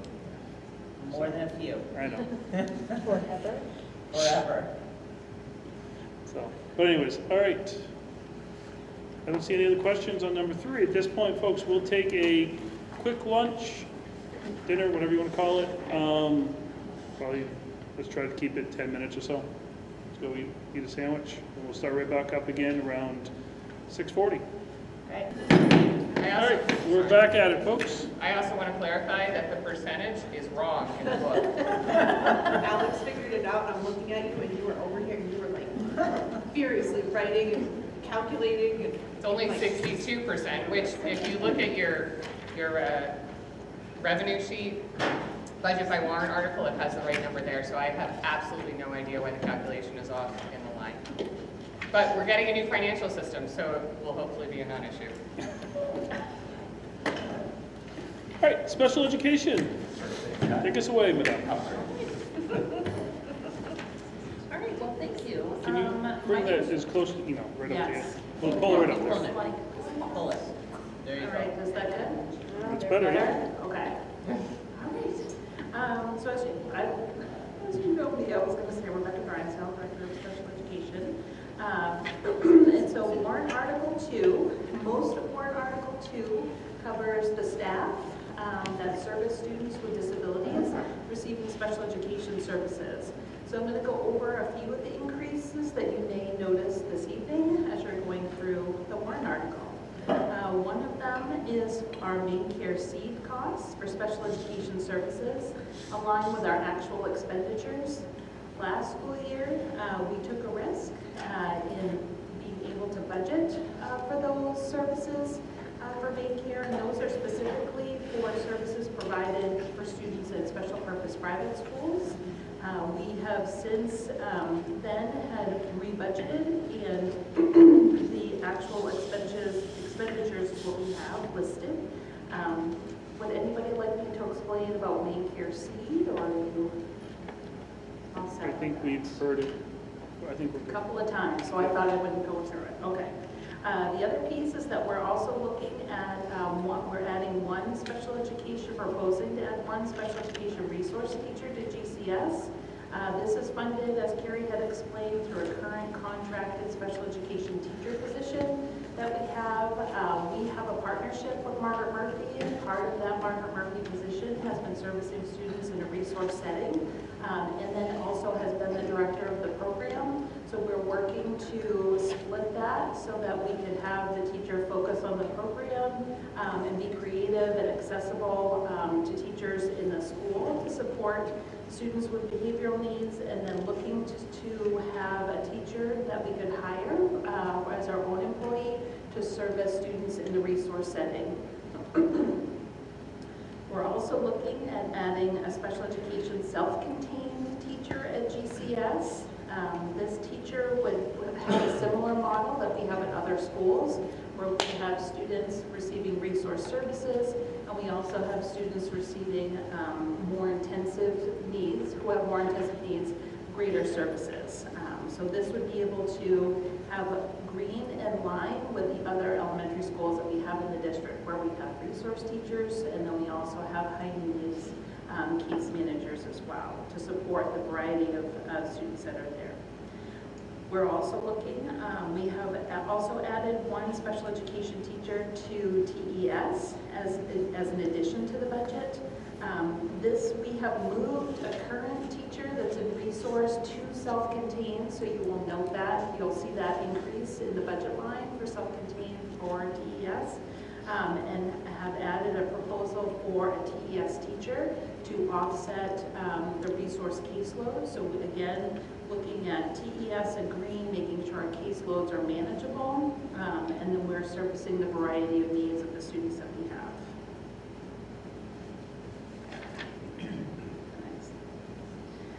We also have an increase to meet the needs at the two schools for GCS and TES. Looking at those specifically for education technicians, we've had students move into the district this year that require increased needs and one-on-one services. So these would match what we are providing now through substitutes. But we've been funding substitutes positions for a year. We still have the students, so we need to move those into actual ed tech positions. And then we also have the addition of the nurse for leads that was approved this school year that will be going into the budget for next school year as well. You'll notice we'll have increases and decreases of moving of funds to one line to another. So an example of that would be we have a student-specific need where we have an ed tech moving from Leeds to Tripp Middle School, growing with the students. So you would see an increase in the TMS budget line, but you'll see a decrease of needs for ed techs. We have TES resource teacher, like I explained before, moving from a self-contained to resource, so we can meet the needs of students. And you'll also see special purpose private school tuition for K-8 has an increase, but it's offset by the decrease for the 9 to 12. So we have more students at the elementary level, and we have fewer students at the high school level. And the next piece, I would just want to remind the board that we have a pre-K budget, and this budget is 100% funded by the Department of Education. We have these positions that we have within Warrant Article 2 are offset. Many of the administrative teachers and service provider salaries and benefits are offset because we're also providing, all of those providers are servicing students that are 3 and 4-year-olds, along with the administrator oversight as well. We'll have an increase in the budget for the pre-K budget, or positions that we're adding. One of the positions we're looking at is a pre-K assistant director of special education. We currently have a coordinator position. However, we have found that the oversight needed at the administrative level is an absolute need that we have. There needs to be somebody at the IEP meetings. There needs to be somebody overseeing contracts, overseeing the budget for the pre-K students. And so we are proposing an assistant director for special education. What has happened is my assistant director has spent about 75% of her time. I've spent about 20 or more percent of my time on overseeing and managing pre-K, and so from there, that's 100% a position that we did not have, and we're fulfilling those roles. But it is very challenging. It makes oversight of pre-K 2, our 22-year-olds, for our obligation to being a huge challenge. So we're looking at moving more of that coordinator role to a teacher role, and then also having an assistant director to be able to perform those oversights so we can make sure that we are servicing all of our students. The other thing is we're looking at 2 pre-K pre-K special education teachers. One of the pieces is we are doing a really good job servicing our kids within the schools, but we have not yet been able to provide what's called a mixed delivery system, which is servicing students in daycare centers and students that maybe also be home. And so we need to be able to get out and service our students. We also have a pre-K special education ed tech position for Turner Primary School. We have 2 positions in green that we have not been able to fill, but the need is there, and so we want to be able to provide that at green. This position, like those positions, would be positions that would cover school premises for instruction and also be able to do the mixed delivery system for children in the community. And then we're also looking at an administrative secretary to be able to plan and manage the transition of students coming into the district from initial referrals to the provision of services to be able to support our 3 providers.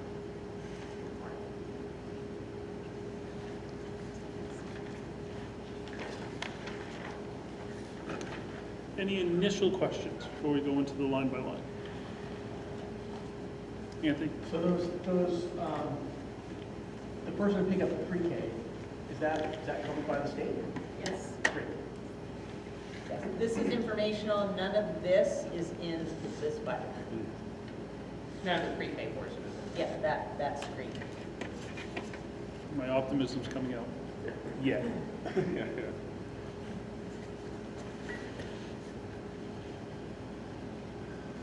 All right, any other preliminary questions?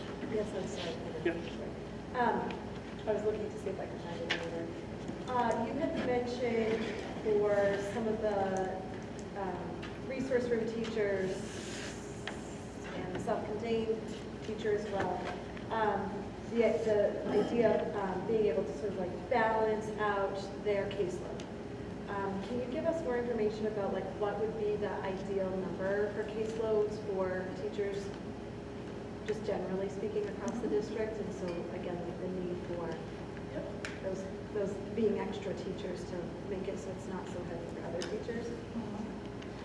So I'll start with the regulations. So in user, the main unified special education regulations, they have they have caps on caseloads for teachers working in self-contained, so working with students that have very high needs or extensive support needs. Their caseloads at the elementary level are between 8 or as high as 8. And then at the middle school and high school, then you are looking at caseloads of 12 to 15 in those areas. So we have done, well, we have students moving in that require a high level of service, and they do have extensive support needs. So we have been working really hard to keep those between the 8 and the 12. And most of our caseloads are maxing out for those teachers at around 12. So we're a little higher than we need to be. For the resource caseloads in user, they are up to about 35 in user that they can have, but I will tell you that is not sustainable. You are not going to keep a special ed teacher for resource with 35 students on their caseload because of the needs, the amount of paperwork that they need to do, the amount of instruction that they need to provide, the support that we need to be able to provide for their educational technicians. So in the district, we have really supported our teachers and tried to build the structures over time to have caseloads in the mid-teens, to really low 20s is a high caseload for teachers in our district, to be able to manage that. And so that has helped us kind of recruit teachers and also maintain special education teachers, and then to be able to support them as well. And so some of those pieces that we've talked before around case manager days and things like that to balance it out. Because a special education teacher is not there just to teach. They have all of these they have so many other responsibilities in terms of regulations that they need to meet. They have plans for students. Some of the plans may take hours to develop, to complete the paperwork. It's prepping before the meeting, running the meeting, and doing the work after the meeting. That can be very time consuming. So we tried it's been been a priority in our department to kind of balance all of those to be able to keep our teachers.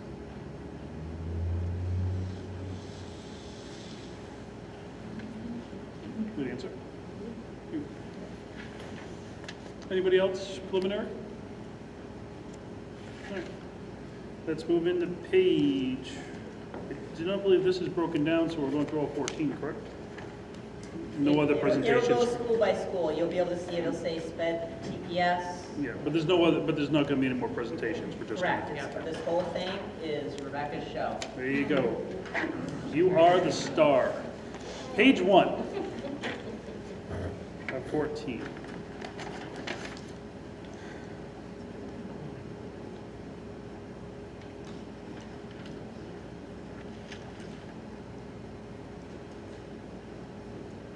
Page, oops, sorry, go for it. It's very general, I mean, I should probably know, but there's a lot of increases for paid family medical leave, like, been on all of the different ones. I don't remember quite why that was, because we're just figuring this out? 'Cause So the it's really new. large increases are due to Yep. teachers not being budgeted for fiscal year '26, because they were in the middle of a contract. The law allowed for us to exclude them from having paid family medical leave. Okay. But everyone is obligated for that now, Okay. starting May 1st, actually.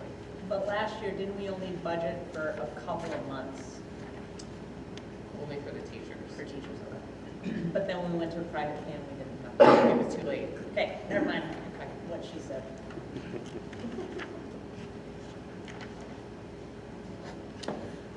All right, page 2 and 3.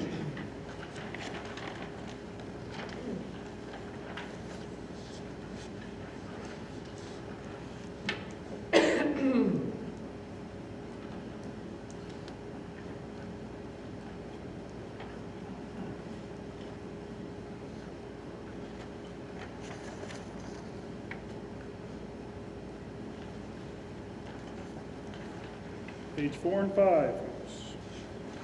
We can go back.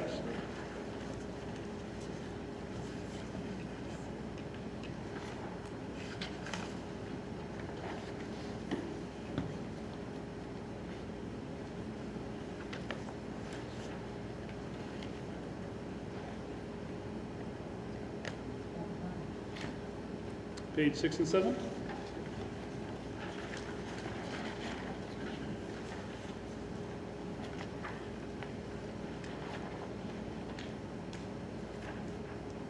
Can I talk about the main care expense line on page 7 for a second? Absolutely.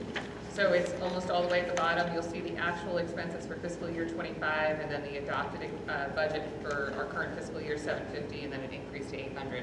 I want to point out that we budget for all the main care expenses in this one line. However, the actual expenses hit across a number of different lines. It can hit PT, OT, and speech contracted services, but it's very difficult for us to break that out, so we budget in main care. So you'll only see a portion of the expenses actually hit there.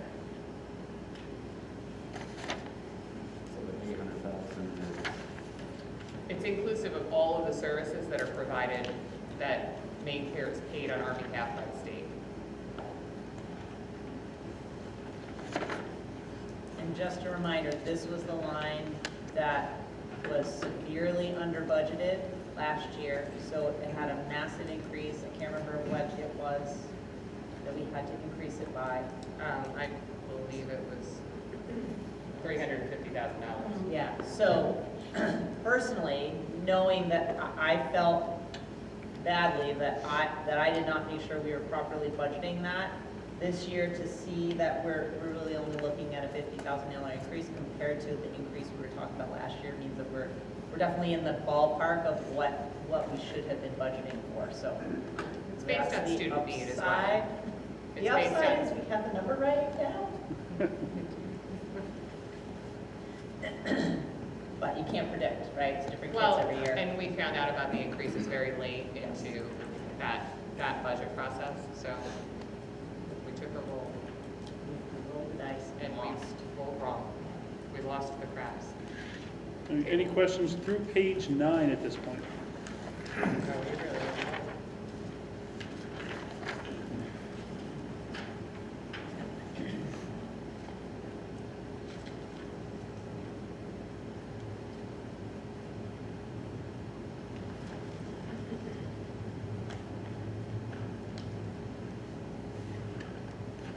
through page 11. Page 1 through 11, folks.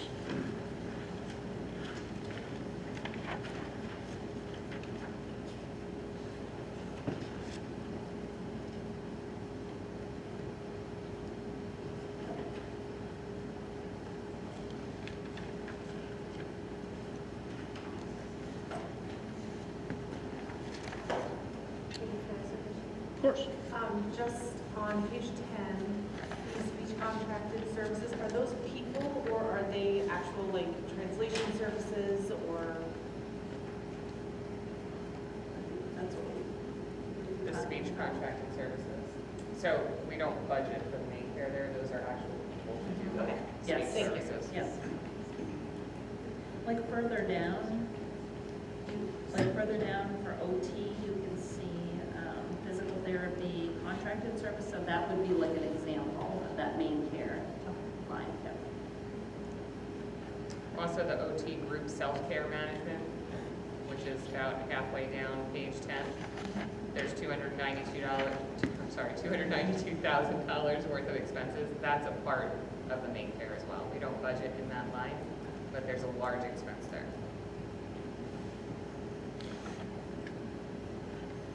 At this point, we're going to be all the way through. So we're all in at this point for special ed. So any questions on page 1 through 14? 14 just has the total. So. Go for it. Just going back to the main care item you were just talking about, that is a match to main care, correct? No, it's not a match. Or is it some It's kind like of? the copay. Like a copay, right? Yeah. Okay, so okay. The state pays it on our behalf, and then they reduce what they give us in our EPS allocation by that same amount, and we have to show it on our books. So I guess what I was trying to get at is it $1 to $1 or is it like No, it's 2 like to 1 or 30 something to 70%. Federal Okay. pays 70, and state, pay 30%, Okay. Okay. approximately. Yes, 37 to 38%. Yep. It's closer to 40%. I was doing the carry rounding. I was going to say, we can round. You know, there's no issue there. Round down. Still is rounding down. Any other questions? Go for it, please, Bruce. I'm just looking at our out-of-district number. Tuition, private, organization, out-of-district. Is there anything more that we can, like, provide here in our district to not have this, like, how many are we at? Again, I know you've shared those numbers with us before. Like, it's unfortunate when these kids need those services, so we have to pay the money, but I'm just curious because that's a huge amount. Is there anything? Where is the line you're on? Page 8, and it's the second to last line from the bottom, with all those other numbers. But it's 55,630. Yep. So we have 14 students that are attending special purpose private schools outside of our district at the K-8 level, that are in grades K-8. And then we have 10 students in our Margaret Murphy program. That includes pre-K to grade 6. So we're able to have students attend our Margaret Murphy program and then also participate in general education, which is the next step on the continuum in terms of being able to be part of a resource setting and eventually not in that level of services. So kind of total 24. Yes.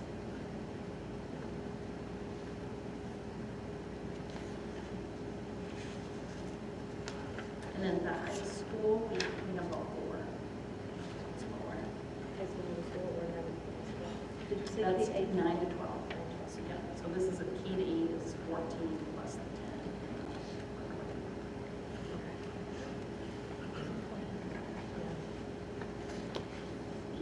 10. On that, we started that Margaret Murphy program, 3 years ago? Something like that? Has it reduced our costs?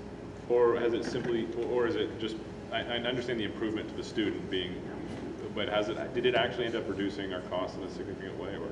Yes. Yes. Yes, thank you for bringing that up. We have, with our Margaret Murphy program, we have a reduced tuition rate because they're using they're using our facilities and our school. So we have a percentage of the regular tuition that we would pay one of the centers. We pay out of daily tuition rates. So we do have a reduction in that. So yes, so in these 10 students may very well need a program outside if we were not able to provide them a program inside. So in a sense, it is a cost savings.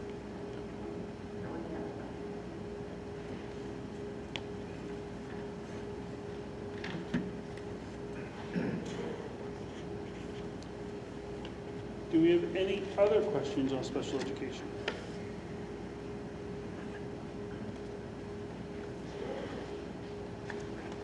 So just, we don't have to talk about right now, but starting last year's budget, we included our major grants. So at the back of your budget book is a tab for federal grants. Significant portion, a very large portion, I shouldn't say significant compared to the whole thing, it should be more. But a large portion of special ed budget is grant. So if you look at that tab, first one is local entitlement, that is special education. And you can see what has been spent and then what our anticipated budget is, what Rebecca has put together for an anticipated budget, which would look like $632,000. So that pays for, that has to be supplemental services. It can't, so we can't put teachers in there, secretaries, coordinators, like all the infrastructure we need to keep the thing up and running is what can go in there.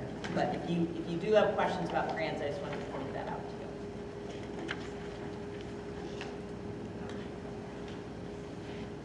to you. The other grant that's in there is Title I, and that, when Teresa gets up here, we can look at that and give questions. Jenny? So this whole page 1 through 4 is all especially. So there's two sections. Page 1 through 4 is what our current budget is, and it shows expenditures through to 28-26. And then the next few pages are what's anticipated to be spent. All just for special ed. But if you pass through that, then you'll see title grants for the last couple pages. So it's just local entitlement is special ed funding, Title I is non-special ed funding. Did you have a question, Anthony? Anthony? Well, it's on the grants. That's fine. So everything in the federal grant tab, that could all disappear due to a Title IX investigation, is that correct? They're not tied to that. They're not tied to that? No, they're not. Special education is And Title I's not tied to that either. No. They share the title but they're not at all. Title I is about providing services to students in poverty. So it's got nothing to do with athletics or anything like that. They just share that same word in the title, but they're not the same thing. Title IX only pertains to athletics? No, I'm using that as an example. Title IX is a separate law. It has nothing to do with Title I and federal funding that comes through it. Title I and Title V that we receive have to do with educational, elementary, secondary. She's not here. Yeah, they are grants, federal law associated with providing services to students who are in poverty. Could we at some point have, here's the number that we could lose, please? We'll talk about that. We'll clarify that at a later time. Thank you. So just in terms of the Title I though, we had that conversation last year. That's why we increased our reserve fund for regular education, because at that point we were concerned we were going to lose our federal funding for Title I. And that had to do with whatever the federal government was going to do around their budget. So we did have that conversation last year. We have heard zero concern that funding is at risk this year. It's very different landscape than last year. Right, but we have on the record comments that we are not following Title IX. So those, any of those federal dollars that are tied to our compliance with that are in jeopardy. So what I'm asking for is that number of dollars. And I think what it boils down to, Anthony, from what Kerry was saying, is that yes, depending upon what the administration chooses to use as a penalty factor, if the court cases ever go to that point, would be any federal money. And that's what they were talking about last year, was any federal money could be pulled if they, so that would be Department of Ag, federal money, which we use for the food, Title IX, not Title IX, Title I, Title V, whatever. And I think what happened last year was when they started threatening that and pulling it back, they started, I just remember hearing about it, they started realizing what that actually, where that money was coming from, and for lack of a better term, it wasn't very good publicity, what that money was amounting to, where they're pulling it from. So I don't foresee that happening. But yes, the federal government can pull it at any time if they chose to, regardless, if the administration wishes to. But it would be my guess and how I interpret the current situation. But in response to, but I don't know, we can go into that, and as we get closer into any sort of legal issue, we'll worry about that as the time comes. But right now, that is nothing really we can do with the budget. I'd still like the number. I think the number is anything federal.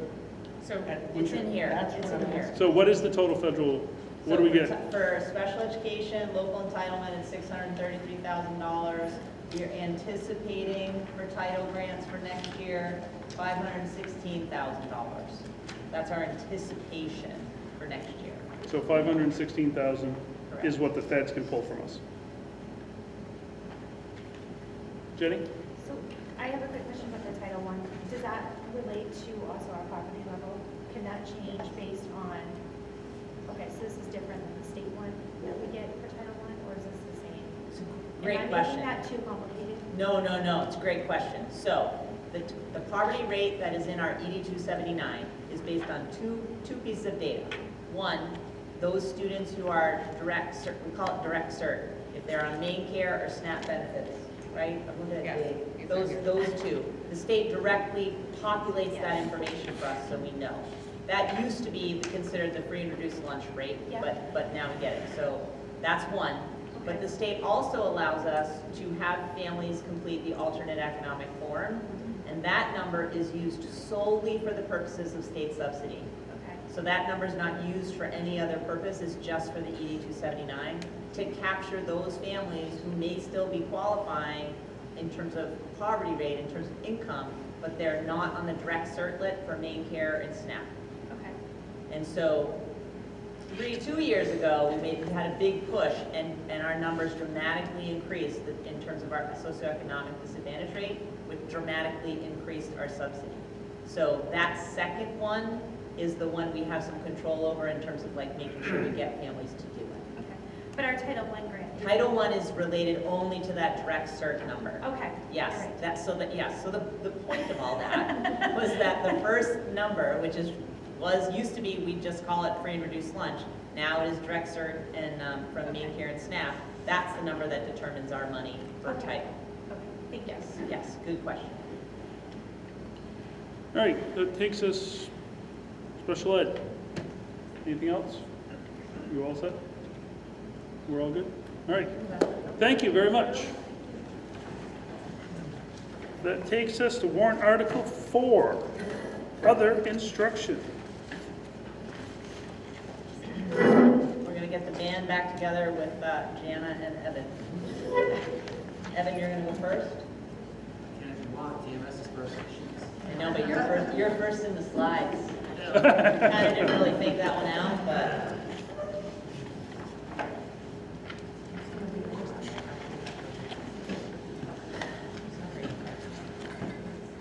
So for the record, folks, we are going to, when the time comes, we're starting on page 5. No, we're not. No, we're not.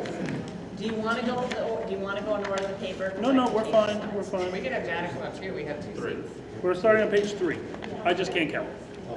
Can't spell, can't count. So warrant article 4 is other instruction. That is everything from athletics to co-curricular activities and everything in between. So we have some increases that you're going to notice in some of the lines.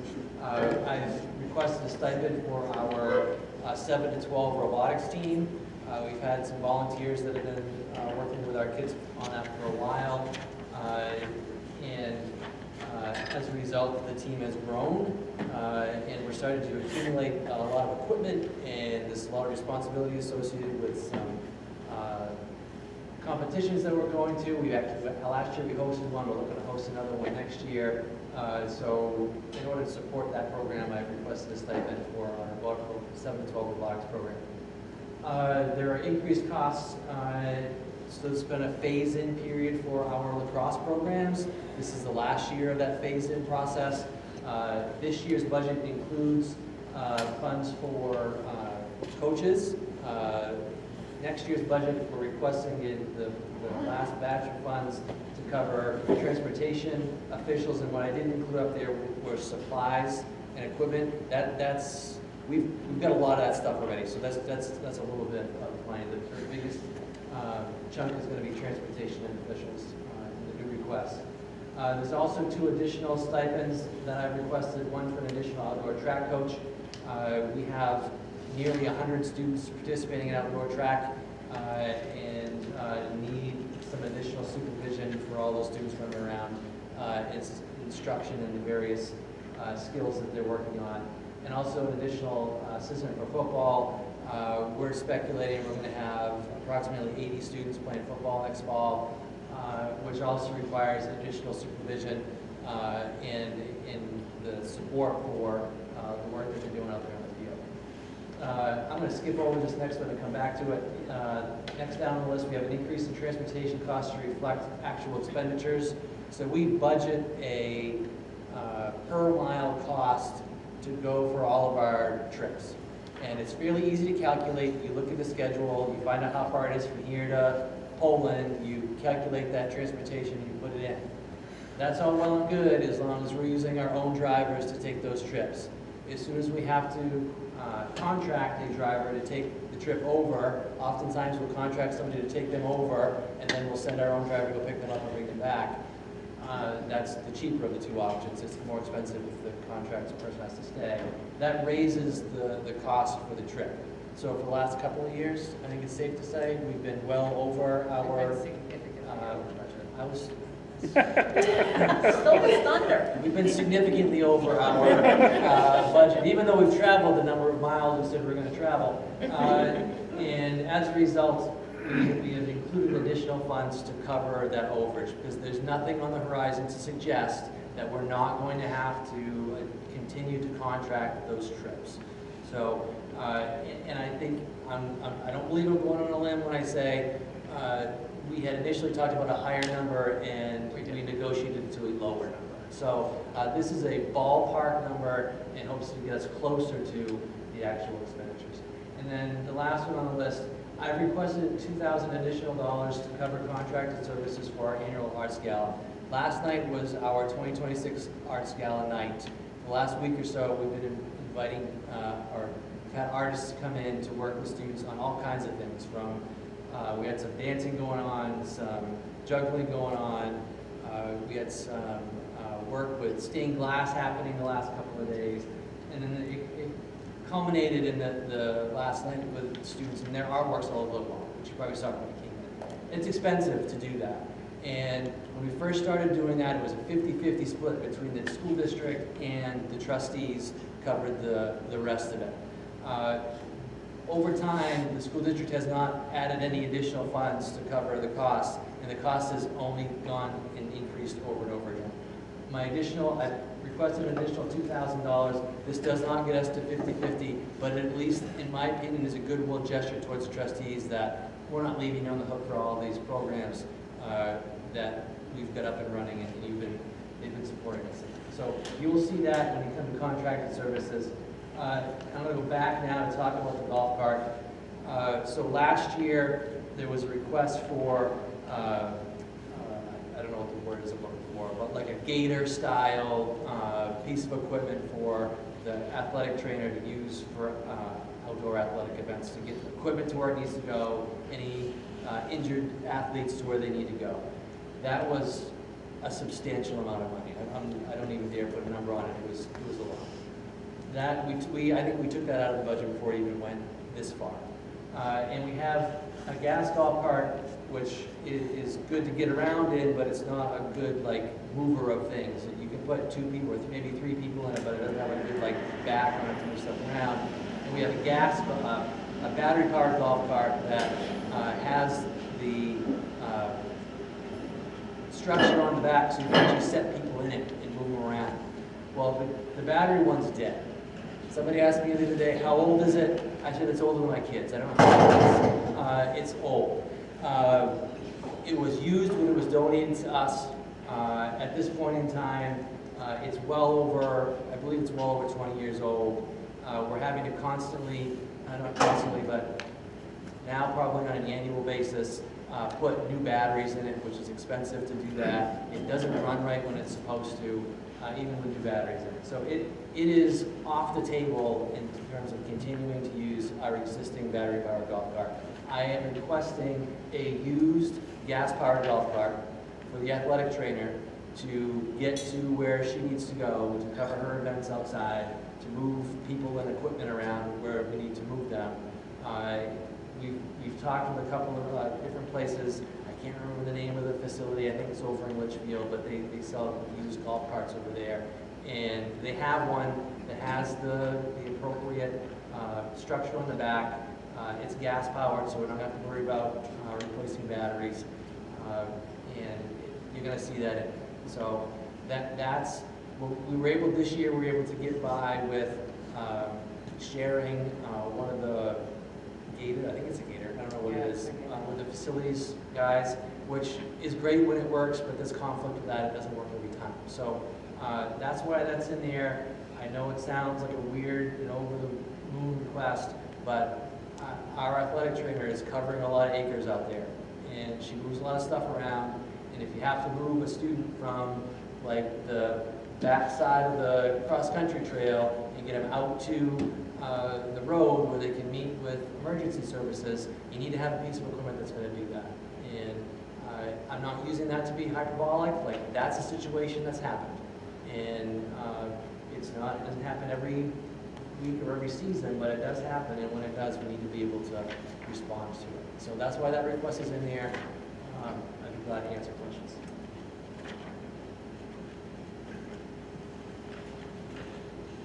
Jenny?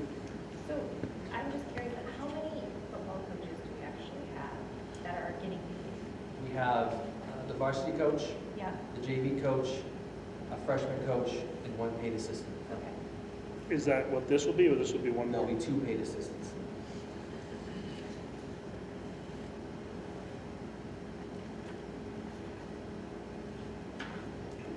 Any other questions? How many track coaches do we have now, just so we have similar numbers?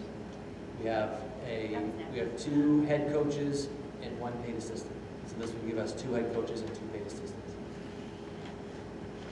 And a lot of volunteers. And a lot of volunteers. And a lot of volunteers. Yep. Yes. Yes, a lot Yep. of great volunteers. I'm not diminishing that at all. We have a lot of volunteers. Because you have like 20 adults on a football field at least. That's I don't get a wager number, so. Right. Was that all? I think that's the only slide I have. Oh, no, I was going to say, were there any reductions? Sorry. So you're going to notice there's a reduction of a unified bocce coach, which offsets one of the assistants, which is part of the process. That doesn't mean we're not doing unified bocce. So there's 2 different ways to participate in unified bocce. You have a coach and you have a season and you travel and you do like a regular season, or you go to like bocce days, and we typically host bocce days, and we have teams come to us, or we might travel to one, and that's been the model that we've used. It happens during the school day. It's not an after-school event. Teachers and support staff and the unified players and the partners, they all go and they participate, and we have volunteers help set it up. And that's the model that they like to utilize.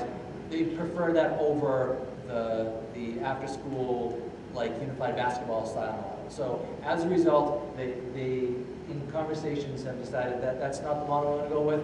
If it's not the model I'm going to go with, then I'm not going to budget for a coach. So it's not that we're not doing bocce, it's that we're doing a different model, and we don't need the coach.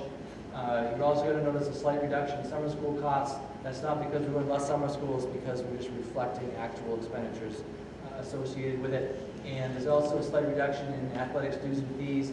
This year, our state Nordic state championship was at Fort Kent.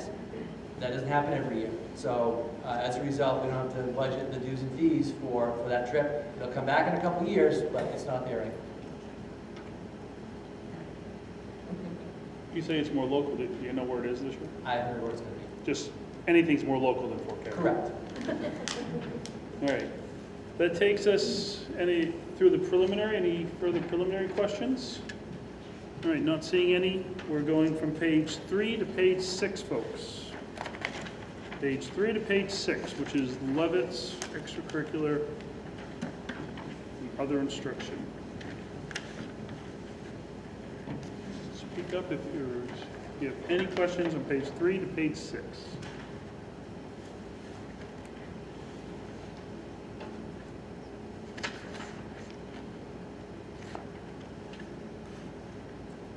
Crystal?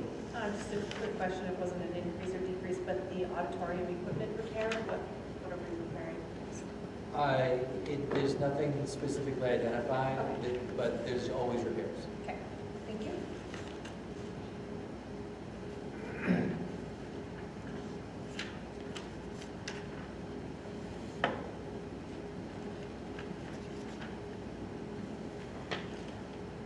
Jenny? I assume reconditioning equipment, is that like, I mean, I could be dating myself when I played football, they used to send the helmets and Yep. stuff like that. Helmets, out shoulder to get pads, fixed. same Okay, thing so with it's the field same hockey stuff. equipment, goalie That equipment. cost is probably like Yep. everything else. The cost for reconditioning has dramatically increased over the last, I would say, 18 months, 2 years. And the cost for replacement equipment has skyrocketed. So what we used to do, we get a whole set of helmets and shoulder pads, like a helmet and a set of shoulder pads. We can barely get a set of shoulder pads. It's a lot.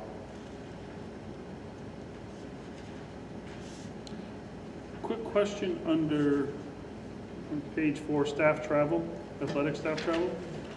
Our actual is considerably less than adopted, but we're keeping it at the actual, or we're keeping it at the adopted. Am I reading that correct?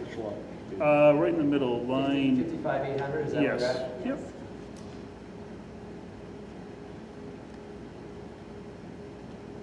Yeah. Are we on par to spend that 4,700 this year? I would say we are. I mean, this is, if I'm not mistaken, this is Ryan travel, correct? Yeah, it's mostly the athletic director traveling all over the state for different athletic Right. events. It also includes some other coaches who have to do some traveling. If they're required to go somewhere. Yeah. Well, just the reason I ask I is can- it's I a can- $2,000 jump from that other year, but I'm curious, are we on par this year to I actually believe spend we the are. 47? I believe we were under budget before. Okay. We'll look at it again, though. Just curious. Yeah, it's a good question. I'm fairly comfortable on that being involved before.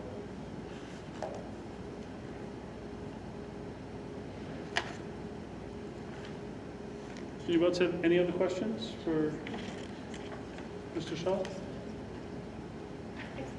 Jenny?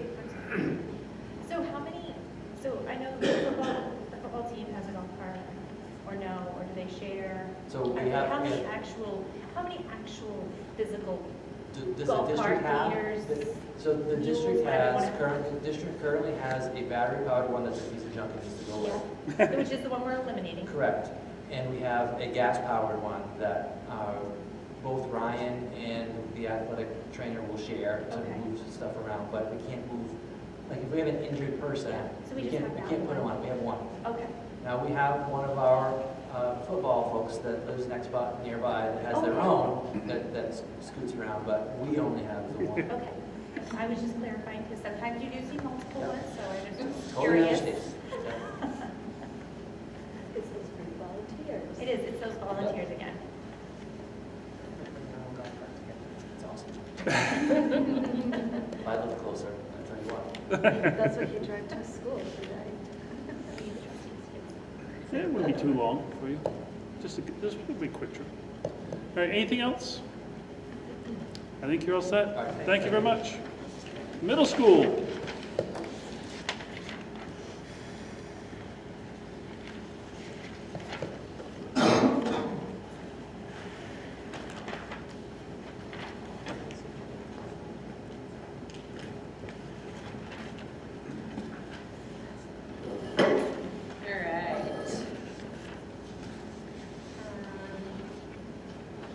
For the middle school, we have an increase in funding for our officials in transportation lines to support the sort of three-year plan, I guess, that the board had previously approved for the lacrosse program.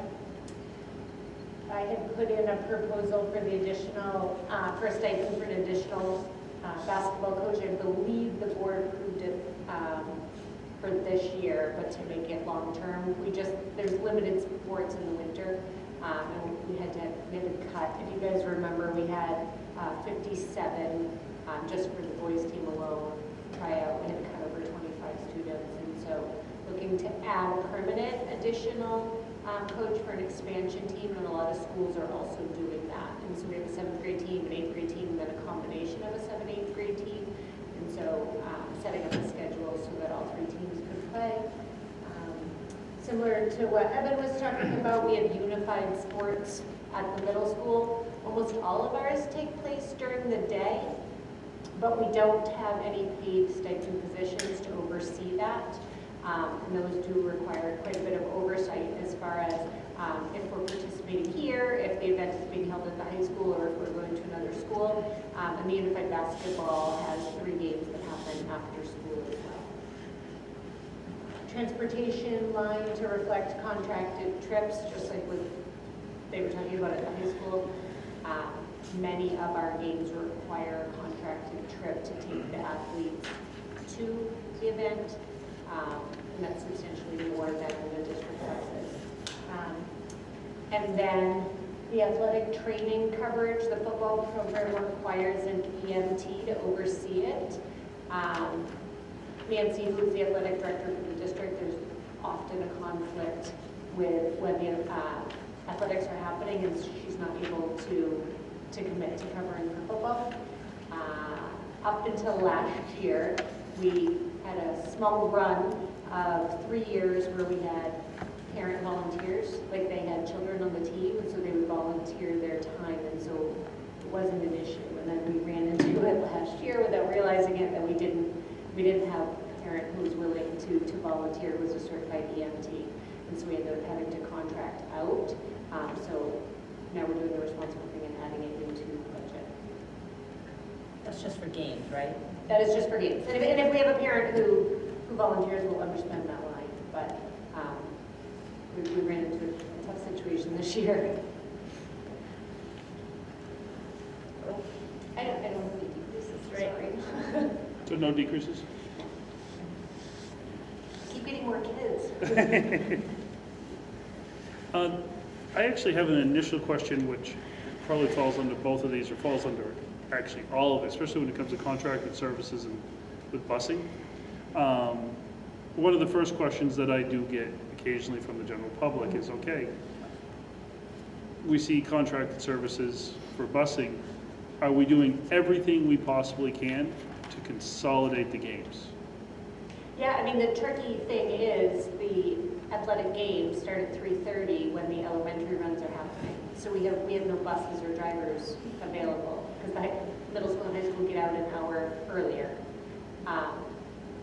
So unless the games were to start later, which can't happen because of daylight, because as it is now, the JV games that follow, or the 7th grade games at the middle school, are already being cut short for the fall season. Because it's always been one of the first questions that get me. Is Yeah. everybody going one direction, or how is this all working? To make sure that all the JV and this varsity are all There going at have the been same a couple of time. times where cross-country will jump on a bus with soccer, if the routing is along the way. Sometimes putting the kiddos on the bus for a significant amount of time, but yeah, we consolidate whenever we can. I'm sure that's going across the board, and I'm sure it's know Yeah, it's been a que- I London's- know it's been a question before. And the Um, buses are also full, Yeah. like with athletes and equipment. The other question I had real quick was the stipend for the unified sports coordinator, but didn't I catch, and I believe this was a discussion earlier though too, you said almost all those happen during the day? Yes, almost all of them happen during the day, but the coordination of it would have to happen outside because it Outside would the be like work a hours. teacher, right, at the school that would have to do the coordination. There's some training that's involved, some like online training and stuff that has to be, well, we have teachers that are dividing and conquering it right now, but we've been missing a lot of things, like an event will come up that like fell off people's radar because it's not like one person that it's dedicated to. And I don't want our unified athletes to miss opportunities because there's not someone overseeing it. I have no problem with the stipend as long as it's happening during a time that we're not already paying them to work for the district. So, It's more administrative, it's like organizing, communicating with other schools, like. There's like a meeting that they would go to like during the summer to learn about like the events and again, the online training piece. So it's a pretty small stipend as far as hours, just shy of over $1,000 compared to some of the stipends, but it's been a loss having someone in that dedicated position. anybody else have any preliminary questions? The expansion basketball team, would that operate as a normal team where they have games against other schools that have similar teams? Yep, so this year that's what happened with your approval midway through the year. So yes, they have a dedicated practice time that happens every day, just like the other two teams. And again, we pick up, it's become more of a trend, so I think there's 6 teams within the regular schedule that we have that also have adopted expansion teams because of growing numbers. And then there's a couple schools like Hebron Academy, for example, that just has a smaller team that isn't as competitive, so they reach out to us to play like our expansion team versus one of our grade level teams. Jenny? I have a quick question about the expansion team. So when they get to high school, the 8th grade boys have had 3 teams essentially, right? Yes. Well, they played their 7th grade year. There's an 8th grade team. And then there's another 8th grade team. Well, So it's there's a 2 combination of kids who typically have not made the cuts during tryouts. So it's a 7-8 team? It's a combination of 7th and 8th graders. I guess I'm just wondering how that works when they get to high school, and then all of a sudden that kind of career kind of might get ended because they're typically kind of in some. I think, and I don't want to speak for Evan, but I think depending on numbers, sometimes you guys would run a freshman team as well. Always run it. And so there's more room at And high the school girls level. do not need one, I mean, just the boys. the numbers were not, the Because numbers. I know the girls had a significant cut too. I think it was like 12 or something like that. I It remember. was 12. The boys were just 25, and so we had to make a decision. Is there girls teams that do have the expansion team? Not to my knowledge, but I mean, I could look into that for sure. I'm just curious. Are we? I know, being equal, yeah. Yeah. In the write-up, you had mentioned an intramural. So is that going to exist plus the expansion team? Is that just in-house? I think it was in the explanation. We need to give them a second. There's a lot of thinking going on over there right now. Lower cost alternative, more robust intramural basketball program. Oh, it was in your proposal for the expansion basketball. So like the alternative. Was it, So our what was the athletic second option? director wrote that, so give me a second. Okay.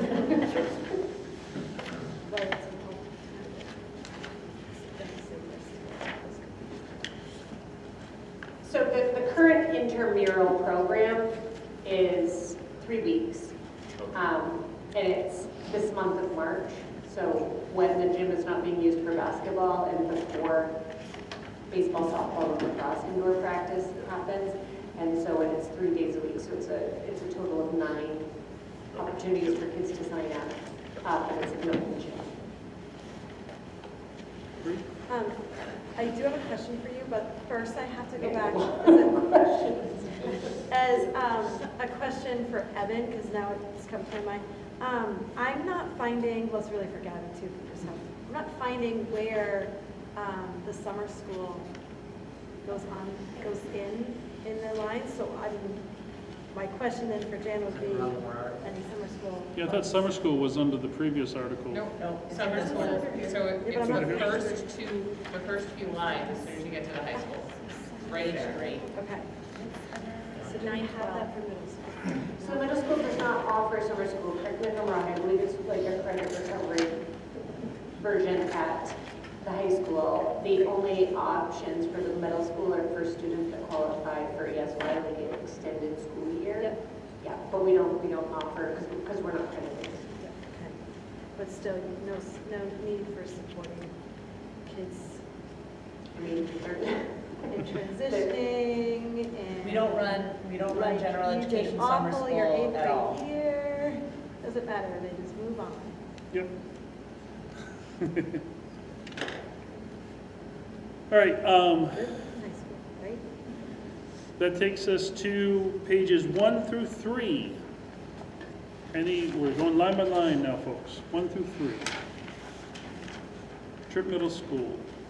We've kind of hit her already with a bunch of questions, but now we're on the specific lines. It might be worth pointing out that we do a uniform rotation, so you're going to see big fluctuations depending on the sports. And so, like, if we purchase new uniforms for one team, it would be offset by not purchasing new uniforms for another team, but it all washes out at the end.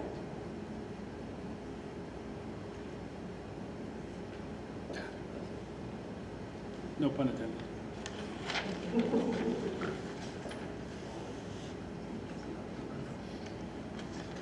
All right, I'm not seeing any questions in regards to page 1 through 3. So, thank you very much. That finishes warrant article 4, folks. And remember, all these articles are coming back for one last go around, and we can address anything at any time until we have the final vote. So, even if we're moving on, that doesn't mean we're done. All right, warrant article 5, student and staff support. Gabby and Wally show. And it's a race to the seat. Teresa. Who goes first? Wally show. Gabby, you don't count. No, you have, I've got a very loud voice. But as I'm told, you'll let. I'm sorry, Teresa, could you speak up, please? Perfect. I love that volume. Keep it up. All right, so I will go first and highlight that there is an increase in NWEA subscription price from $13 per student to $13.50 per student. We did eliminate NWEA grade 9, so it's actually an overall cost decrease. But I did want to point out that every year the subscription goes up about 50 cents per student. We also have an increase of $2,000 for a total of $12,000 for stipend work. Stipend work was previously 2 years ago paid for in both COVID funds and grant funds. We have since needed to put them into the budget because we just don't have enough for the salaries that we're paying for and the professional development. And then an increase in the substitute nurse line to accurately reflect the district needs. My turn. Google has changed their pricing model for Workspace, which is what we use, everything we do is Google, right? It was kind of a double whammy. They increased the per seat count and also changed from a model where we used to get, for every 4 students we paid for, we got a teacher license or a staff license. Now we have to pay for every license, and they increased price. Our reseller was nice to us and gave us a slight break, knowing that this is a big change. So, but it is an increase nonetheless, and we'll see another slight bump going into next year. There's an increase in school hardware lines. Previously, my recommended replacement cycle for classroom displays was cut in half. I bumped that back up to stay on track, or try to get us back on track. Again, those are televisions in all the buildings that's used for construction as needed. Just trying to make sure that they don't all die at once and I have to come to you in the spring. Additionally, staff device costs have gone up. I'm sure you've heard the news. Whether you like it or not, generative AI is here. It's consuming a lot of the chip market, whether it be the processing or memory. That's driving consumer device costs up, so that's an increase for us. There's an increase to software repairs and maintenance. I previously acquired firewalls and the necessary licensing for those with grant funds. That license is expiring and will need renewal. So that is an addition you'll see in there. And then you'll see an overall decrease in technology supply lines. We're going to change up our distribution model for headphones and headsets and just be able to go with headsets. I found a cheaper model that it makes more sense to just commit with headsets. It's an overall reduction. And what's not up there is you'll actually see a rather substantial reduction in the trip middle school supply lines. This past year, again, we bought devices, so we get cases for those. We're not doing new devices this year, so we don't need more cases. That covers it. Yeah, we got to report. Molly, just any look at like Microsoft Office licenses compared to Google licenses? That's a great question, and I do plan to take a closer look at that. I expect it to come out about the same, if not more, still for the Microsoft licensing. But it's definitely something I'll be looking at, whether it's worth transitioning. Well, and I would say that would be be a a huge lift. substantial shift in the workflow of the entire district. So that would not be undertaken lightly. It would also affect our device. I mean, as you know, Like- we're primarily Chromebooks now. Right. So we'd be in the Google ecosystem anyway, and then it would just be a matter of what we're paying for as far as Microsoft licensing. And again, I mean, there's multiple tiers of Microsoft licensing, whether you leverage just the Office suite in exchange for email, whether you jump into their Copilot offering, there's like A1, A2, A3, and I think they've even gone beyond that with different licensing schemes. It's definitely something I'm considering. I always love to drive a hard bargain and do the best we can. I think Office, if I'm not mistaken, is more widely used in business anyway. But Yeah, I truly think you're going to see a shift in that. Yeah. I think I know most of the vendors I work with, and of course they're also education vendors, but I'm seeing a lot of Google, believe it or not, at the business level. So you're not wrong. I agree with you that you see a lot of Office in the corporate world, but I think there's going to be a shift, even with this pricing change. I could be wrong. Time will tell. Just a quick question. It has been brought up, actually, Anthony's brought up a couple times, and we haven't fully addressed it, but I noticed that since we have it here as a display replacements, there has been some conversation, and I would like to get some clarity at some time, on making sure the classroom TVs are left on or off. Yep. So. And I'm not sure if it does any damage leaving them on, or if we're talking. Oh, it certainly decreases the lifespan of them. This year we added Vivi as a class screen casting solution. And so those actually give us the control to turn the displays on and off at certain times. Previously we did not have that ability, so it was up to the classroom teacher to make sure they got turned off at the end of the day. So I'm hoping you'll notice that that's not happening as much. If it is, then I would love for it to be reported to me so I can correct it. I'll be honest with you, most every classroom we've gone into, they've been on. Is it during a certain time? I guess would be whenever our school board meetings are. What's that? Whatever our school board meetings are, whenever we go into executive. I've been watching too, and I've been noticing that, there's been a TV on. So just something to think about, especially, I hadn't thought much about it, but I saw that line. You got me thinking about it, and Anthony brought my attention to it earlier this year about it. Jumping to Teresa, could you flip back real quick, if you don't mind? Thank you. Just out of curiosity, on the stipends increase around curriculum, do we think that might decrease in a year or so once we get the math curriculum and the language curriculum under our belts a little bit? My goal is to try to do as much as we can, and we still have to balance the amount of time that teachers are pulled out of the classroom and the challenge to get qualified substitutes to be in there. So my hope is that, yes, next year, if we're working on social studies, that will be the last of the big ones in our rotation. I think some of this will be data work this summer because Carrie has a data team, so it's also going to depend on who we need to do summer work and what their contracted work time is. So for this is particularly teachers. It's not for Carrie and I do this work or some of the principals. But that is a good point. We bumped it up primarily because Carrie needs a couple of days. If we finish the ELA and don't need to do any discussions around grading this summer, then we just wouldn't use it. But I wanted to bump it up because I wasn't certain. We used all of our money last year, didn't we? We budgeted 10,000. I think yes, however, I also think that we're getting caught up. We still need to attend to maintaining, and there are gonna be projects within each curriculum, areas that we haven't addressed, or, we did it in the first round, and teachers do it, and they realize, oh, we need to make a change, it's not what we thought. Like, this, if we're doing this right, this is gonna be a pretty consistent thing that we have to do. Because the alternative is to pull them out of class during the school year. When the first one there popped in my mind when we had the initial presentation last week, I guess it was, about no longer doing the NWA in grade 9. We're feeling, I know that's kind of scattered, the state doesn't pay for that one, or however that works, there's no discount or something like that. But we're feeling we got enough in-house continuing progression testing, now that we don't, that always used to be one of our benchmarks we used to look at.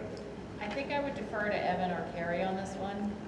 Yeah, so the big difference now, Peter, is that the grade 9 NWEA does not align with the grade 10 NWEA that the state uses for assessment purposes, so that we can even compare the two. And what we used to do is be able to take the data from grade 9 and grade 10 and look at how much growth has happened, and now we can't do that. So we're able to utilize the 8th grade NWEA data coming in to help with looking at where students are with various skills in math and reading. But that 9th grade one is just kind of sitting out there on its own because we don't have a lot of we don't have any other NWEA test to compare it to. So yeah, there's a lot of conversation around common assessments happening in both math and across the building, but particularly with math and English language arts. So we'll be able to get that info without having to do this. That was just my only concern, so thank you. Anybody else have any preliminary questions? I'm not seeing any more, so that takes us to page 1 of 15, line by line, folks.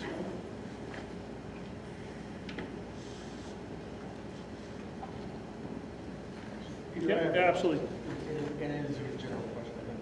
So is, Carrie, at the beginning of tonight, you mentioned an AI service, is that in here? No. It's not? No, it is an unmet, so we have, and I'll take responsibility, we had a conversation as principals, particularly middle school, high school, Teresa, and decided that that was something we needed to put in the budget, and it just missed it. So it's just not in there. So, but I want to say it out loud that it is a need that we have determined that we need. But we just didn't get it into the budget before it was presented. Are you, so going into this year, we don't have an AI program or system in place? No. My hope would be to find an opportunity without impacting the budget to add it in. So, which is around $6,000 or so. Yep, Yeah, I could say ballpark, $6 grand. yep. So, okay. That's why I left ballpark. Spread between the middle school and high school. That's a student facing. That would allow us to have a student report portion of it, because right now we just do not. And Wally, I don't know if you want to talk about sort of the issues around private. I mean, those are all known, but that would be the primary goal, is to have a student access. Right, and specifically with staff or faculty oversight. And Yes. Magic School, it offers you that solution, so that the teacher can, assign, it's both a curriculum for teaching students and guiding students about, generative AI use and the do's, the don'ts, the safe ways to use it, the good ways to use it. And in addition, There are no good ways to use it for students. It's not good for learning. And hold on, The teacher's that's very it. clear about that. Anthony, that's, So I would hope that before we adopt something like this, the board actually gets to weigh in on it. Because this is something that I'm absolutely opposed to. For student use, absolutely opposed to. but as of right now, it's not in the budget. All right. Any other questions? That takes us, I'm not 100% sure, but I think we're through page 3 at this point, folks.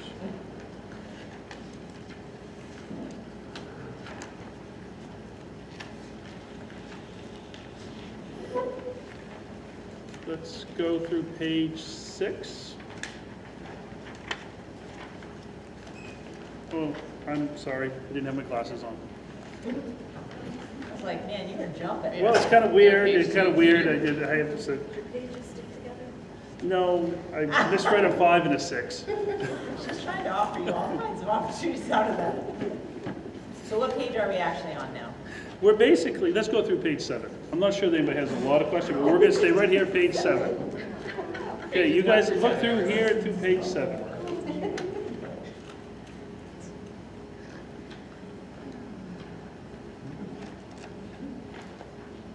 And I have my glasses on now, life will be better. So I have to look up and I get dizzy.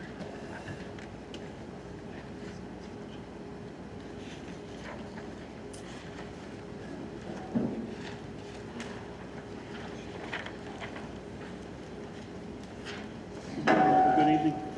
Thank you very much. Yes, Crystal? Here's a general question, library books. Usually, it's like a set amount, I feel like, and is that the same thing this year that each school's doing? And in the past 2 years, we've reduced that. We have not reduced that yet this year, right? Yeah, no, we've not reduced that. I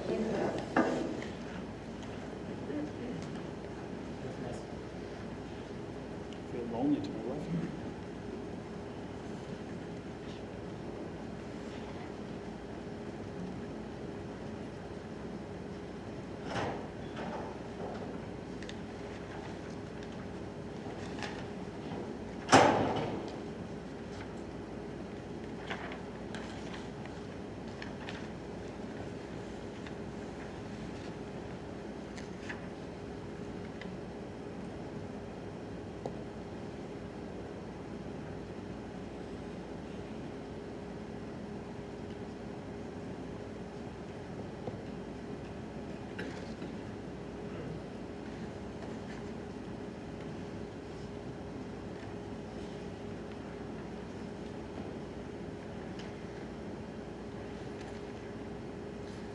All right, let's include all the way up through page 9 at this time, folks.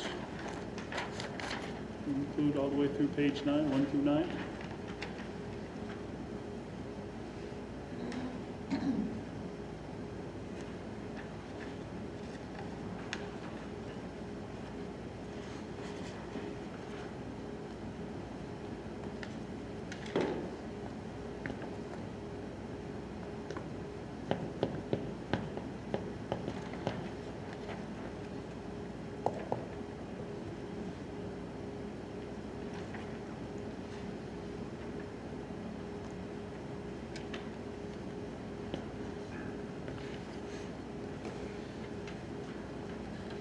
Let's include through page 11 at this time, folks.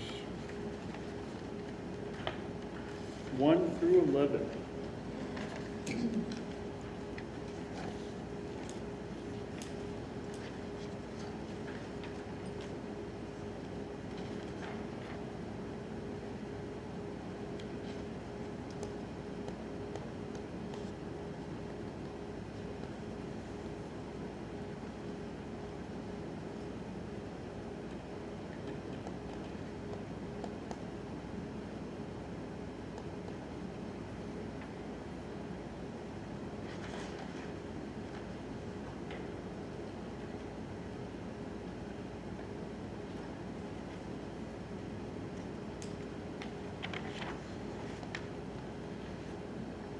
Let's take us through page 13, 1 through 13. Alex? Page 13, at the top, there's 51180 and then 5080, both are, So. or is there just more I don't see? Yeah, it cuts it off, unfortunately, it only lets you see a part of it. So That's what- 51180 are salaries, 52080 are benefits. Okay. Yep.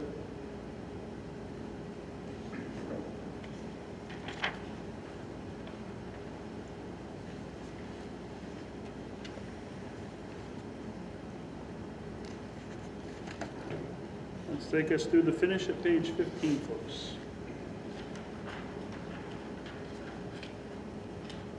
Pages 1 through 15.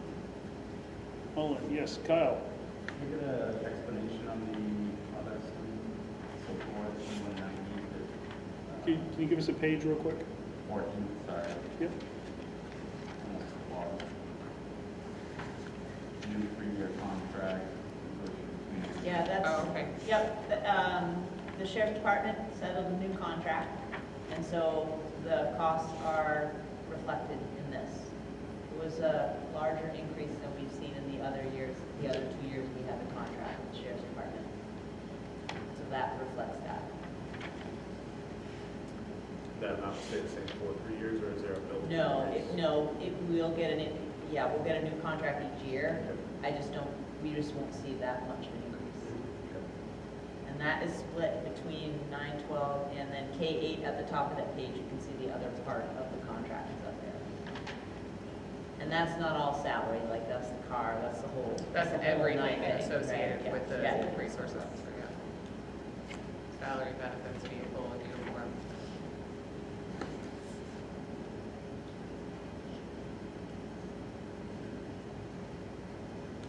Any other questions on student staff support? Anthony?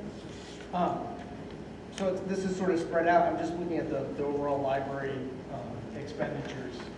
And I have voiced my concerns about the libraries, about how we are acquiring books in a way consistent with policy. And I cannot support this kind of expenditure when I don't have the confidence that it's actually being done properly, right? So it's a little frustrating because I would like to support this. I love libraries. I was the president of a library for 10 years, right? And yet, despite raising concerns quite some time ago, a year ago, there has been no effort to assuage any of my concerns. And when I brought it up recently, there were several on board who just thought, well, that's not a priority, right? It's not a priority. It's not really important right now. Well, it is important for me because I have to give my vote to support an expenditure that I just don't have confidence in, right? So it's really upsetting to me personally because of my love of libraries, and yet, as somebody who thinks that we need transparency and accountability, and I have been requesting, some kind of accountability and transparency about how these books are being acquired. Why have the books been acquired that were acquired when they don't seem to address some of the shortcomings that people know exist in the system? So I'm sorry, I'm just not going to be supporting this. Thank you, and we will, at some point, like I said, be looking at IJ. It'll be a little late for this process. It might be late for this one, but we will address it at some point in the future. Bree? Just to help me understand this, on page 14, there's that whole section about instructional staff training. And I'm just looking for clarification, because there's so much written there that's abbreviated so much, so if I can just get the full. Certainly. So K-8 instructional trained teacher cert stipend. I can tell you exactly what that is. That is some of the leadership stipends. We have a district-wide lead nurse, K-12 performing art coordinator and assistant coordinator are for, actually it's 8 elementary PBIS coordinators, and our grade level leaders for pre-K through grade 6. Okay, I assumed it was going to be all that, but I just wanted to make sure. I'm ready for you, Bree. Good.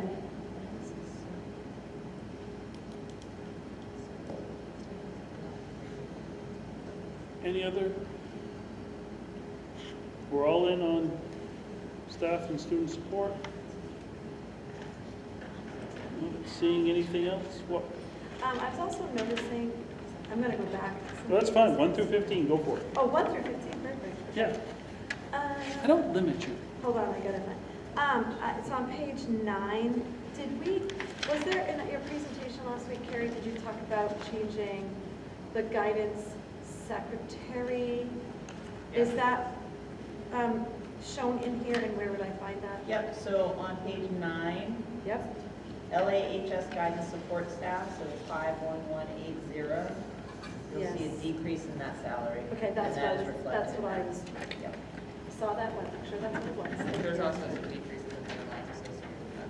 Right, like the benefits and, thank you. So does that mean that we're still having a secretary? It's Yes. just going from teacher to ed tech? Nope, Okay. so right now, that secretary is outside of the support staff contract. It's like its own work agreement within the NICE. So the high school administrative assistant, guidance administrative assistant, and the business office staff are all under one separate agreement. Okay. So this pulls that position out of that agreement and puts it into the support staff contract, which is the school-based secretaries. And so okay. it makes it a That makes school-based administrative secretary. Oh, okay, thank you for Yeah. that clarification.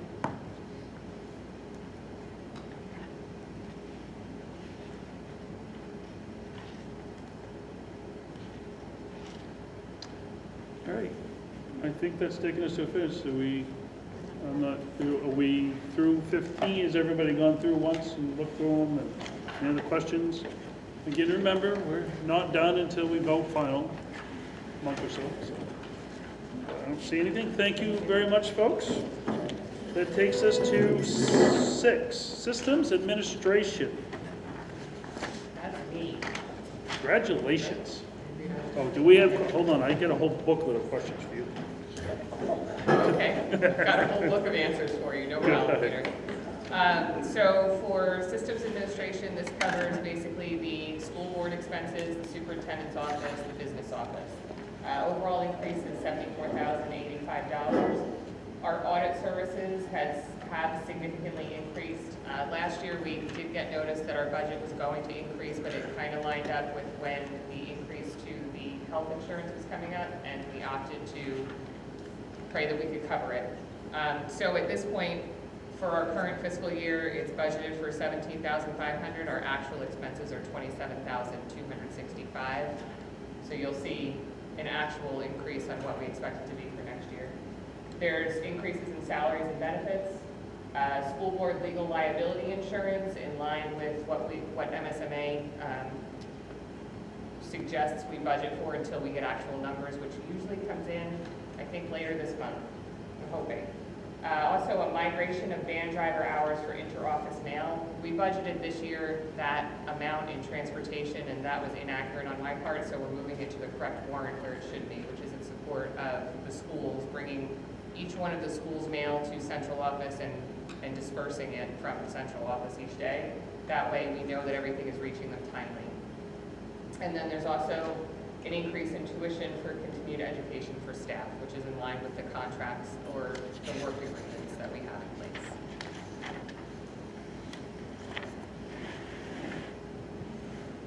Any initial questions, folks?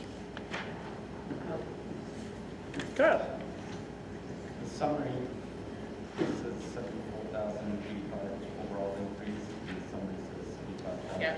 So when I put the summaries together, that was before we had the decrease in health insurance.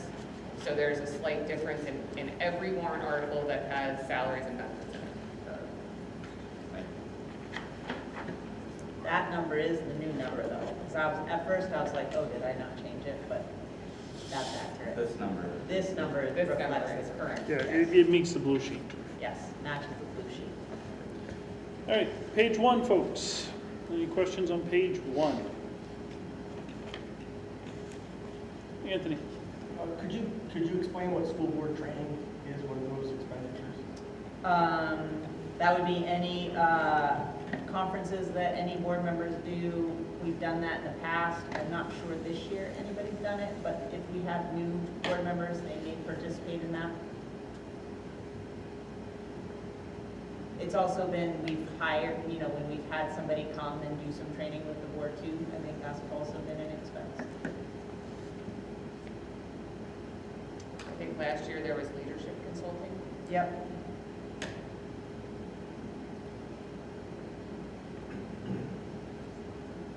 That would have been Yeah. The consultant, yeah. But like you've been to the main school management conference, it was for that.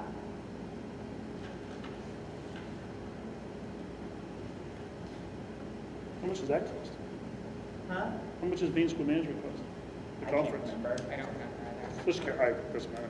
It's the October conference, probably 200, I think. Actually, it was online this year too. Wasn't it? I thought it was virtual. No, they offer in person. No, it's in person. Huh. There's different, sometimes they offer other things online, but the annual conference is in Augusta. Joe? The audit's doubling in cost? So, I thought our books looked a lot better. You think the performance. We have the money. They feel It's good, not a yeah. performance Not a contract. performance it's issue. not a performance contract. It's based on actual hours that they spend on providing our audit services.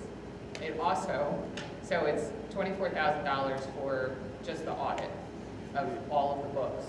But then it's another $1,000 for a fixed asset schedule, and then it's another $6,000 for each single audit that has to be performed. And depending on how much you get in federal funding, depends on how many single audits need to be done. We get 2. They do our major programs. If they did smaller programs, it would be more expensive because they'd have to do more than 2. So it all adds up. The more money you get, the more you pay. And they're effectively the only auditor in town. And it's a right? monopoly. Yeah, yeah. It is. I will say that the service that we received this year has been significantly better than it has been. So not quite so painful to write a check. Not nearly as painful. No, it was still pretty painful because they require a 75% deposit. And I had a mild stroke when they sent that letter. All right, folks, we're in line by line. We're going through page 3 at this point. We were on 1, but we did a lot of talking, and I assumed we all flipped pages during that time frame, so we're now through page 3. 1 through 3. Any questions on 1 through 3? It's not Hmm? It's nothing on there. So 4 will be very quick. You know what, we're going to include 4 at the same time. So basically, we're all in on systems administration. So any questions on systems administration? I haven't had it. Okay, we've got plenty of time.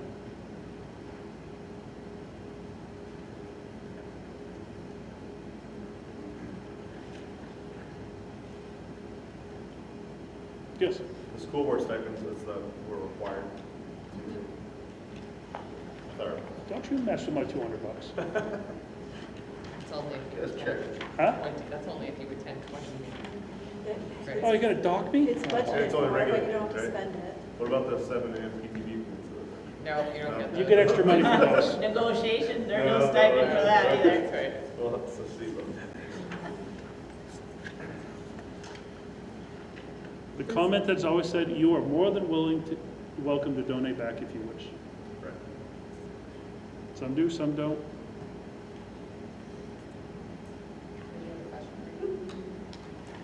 I was just saying, there's no percent for the increase for the business office tuition on page It's 3. because it was $0. So whenever it is Oh. $0, it doesn't calculate a percentage increase.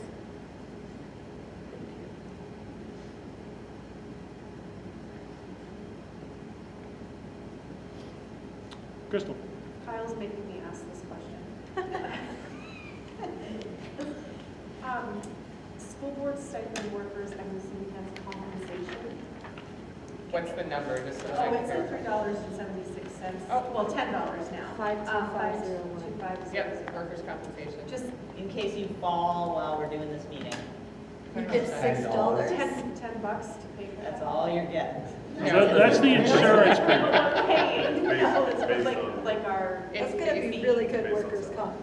It's based on your salary. It's based on the expense, the salary expense, it's a percentage of that. I guarantee you that if you fall and go to the doctor, it's gonna be, well, a heck of a lot more than $10. I'm curious if there's ever been a claim for school board members.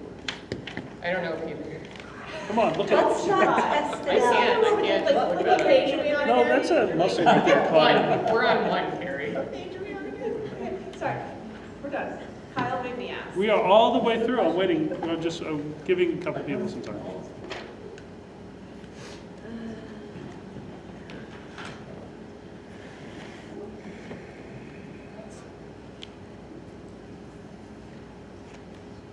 Alex, can you please switch places with those two need to be split?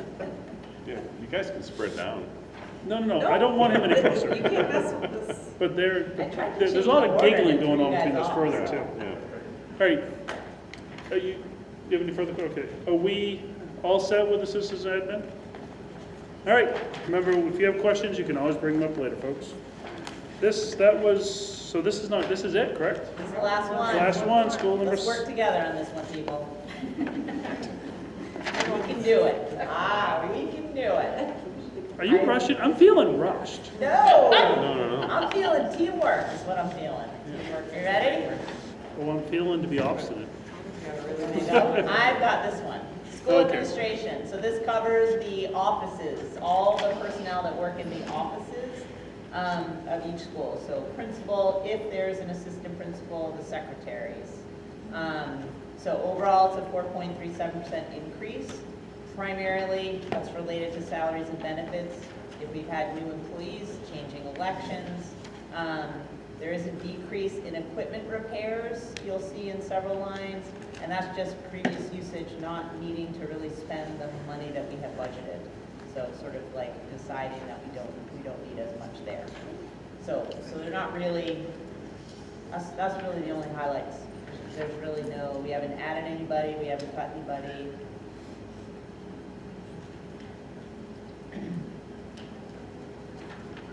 That's it.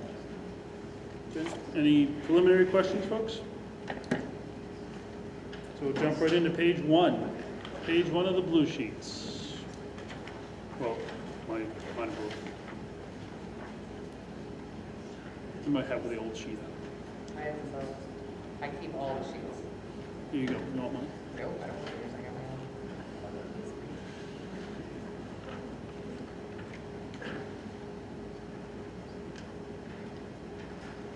Okay. Any other questions on page one? Let's jump to page 2 and page 3. Page 2 and 3.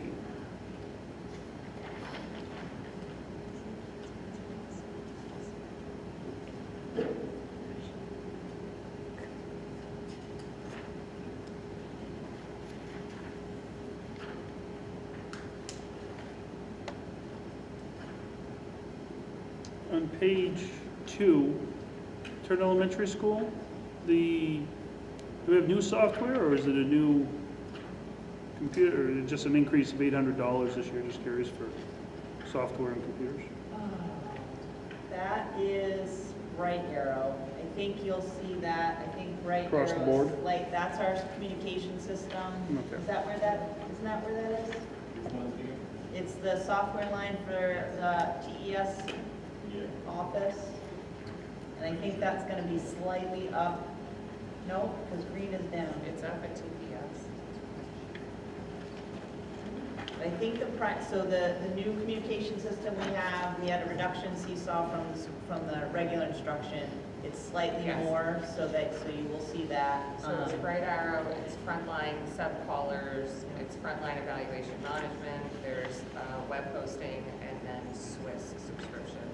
Yeah, so Swiss you'll see at the elementary schools, that's the behavior management stuff.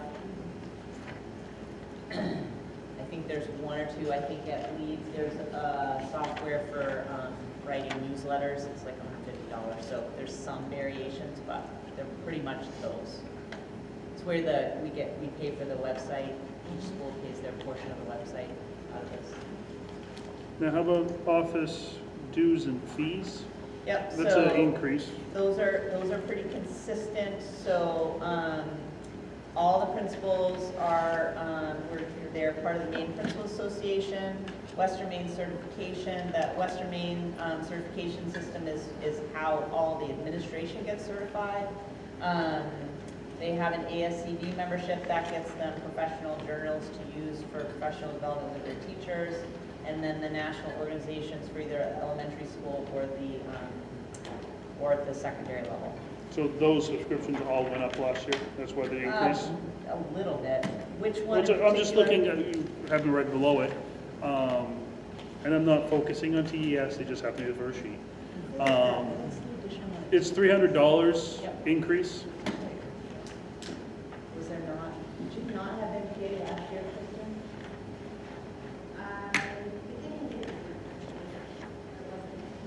Yeah, that might, that sounds like the MPA membership, so it could be, did you get one, what about, for your need? Did you get something for your need? No? No, she did have everything.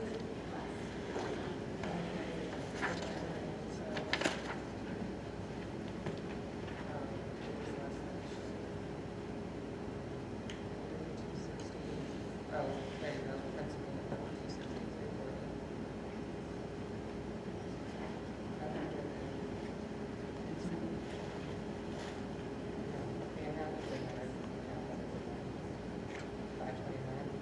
So I think that was an error on my part entering it, because the amounts that are in the Google Sheets is $864 again, but I certainly didn't enter that into the budget last year. We'll double check on the dues and fees just to make sure they're all correct. But they're pretty consistent. It's Well, yeah, the same. usually, but I was just curious. Yeah, If yep. there was an increase across the board now. Yep. Any other questions on pages 1 through 3 at this moment? Crystal? On all of the schools, there's the other professional salaries. It's like the second line for each one, 51060. What does that, That's the database. Oh, that's the one that, the database manager for the district is divided amongst the schools. gotcha, okay, Yeah. thank you. And principal salary, that one encompasses an assistant or a If dean. there the is an school has assistant, one, right? There The is. deans are not in this budget, they're in the That's right, they're teacher's the teacher's salaries. salaries, Yeah. okay, that's right. Correct. Yep.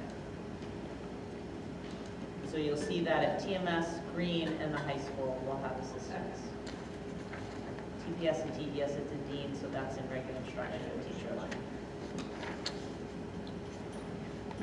Let's move on through page 5 at this time, folks. Pages 1 through 5.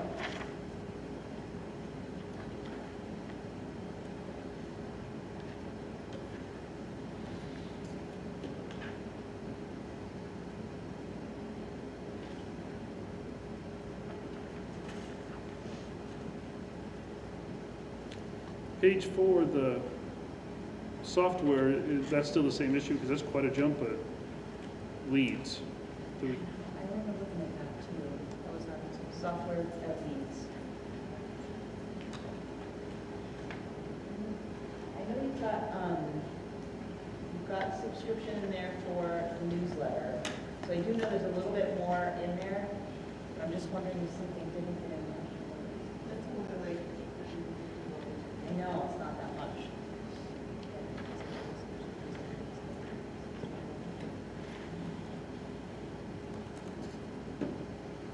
Software. Oh, sorry. 56510. Radar, Swiss, school boards, scores, graphic. So there's something, So let's look at those sheets.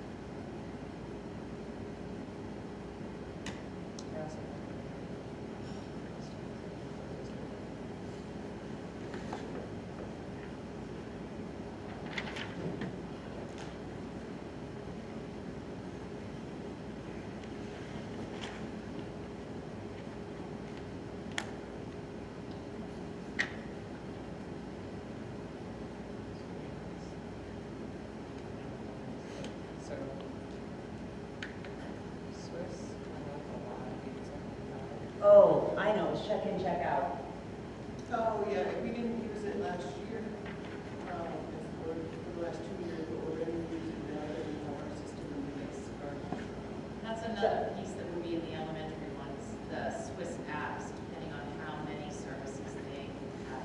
So this is part of the PBIS. The other elementary schools are using a feature called check-in, check-out, which is a plan development that they do with students to help them behave better. And Leeds had not been using that because they were working on building all the rest of the system. They're now ready to go to that next part. So that's why theirs is larger than the others. Catching up with the others. Catching up to the others. All right, let's take us all the way through 6 at this point, folks. All in on school administration. Any questions? Pages 1 through 6.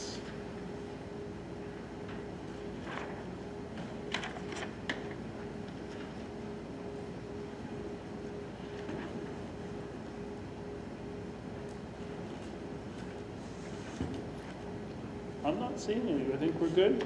So we are finishing up with school administration, which will be finishing us up for the evening. Oh yeah, no, I'm about ready to get there for our presentations. Now, I'm going to ask you to stand in an orderly line. If there's any public comment, we can take them at this time. Is there any comment from the public? Not seeing any? All right, so I think we're good. I do thank them all for coming. Other than that, that takes us through. We'll adjourn momentarily. When is our next? Yep, so if people have questions at the next board meeting, obviously, Yep. we will, full revisit is scheduled for March 19th. But we have Back another one. here, 5 o'clock. March. We'll do the rest of the Yep. warrant articles and revisit 1 through 7 for more in-depth conversation if people want it. What's the date again? 19th. March 19th. I'm just saying it for our If owl it's a friends. Thursday, you're supposed to be at the school board. It's a Thursday. And If it's a Thursday I'm in not March, saying anything when I say this, but it starts at 5. Just saying. Anyways.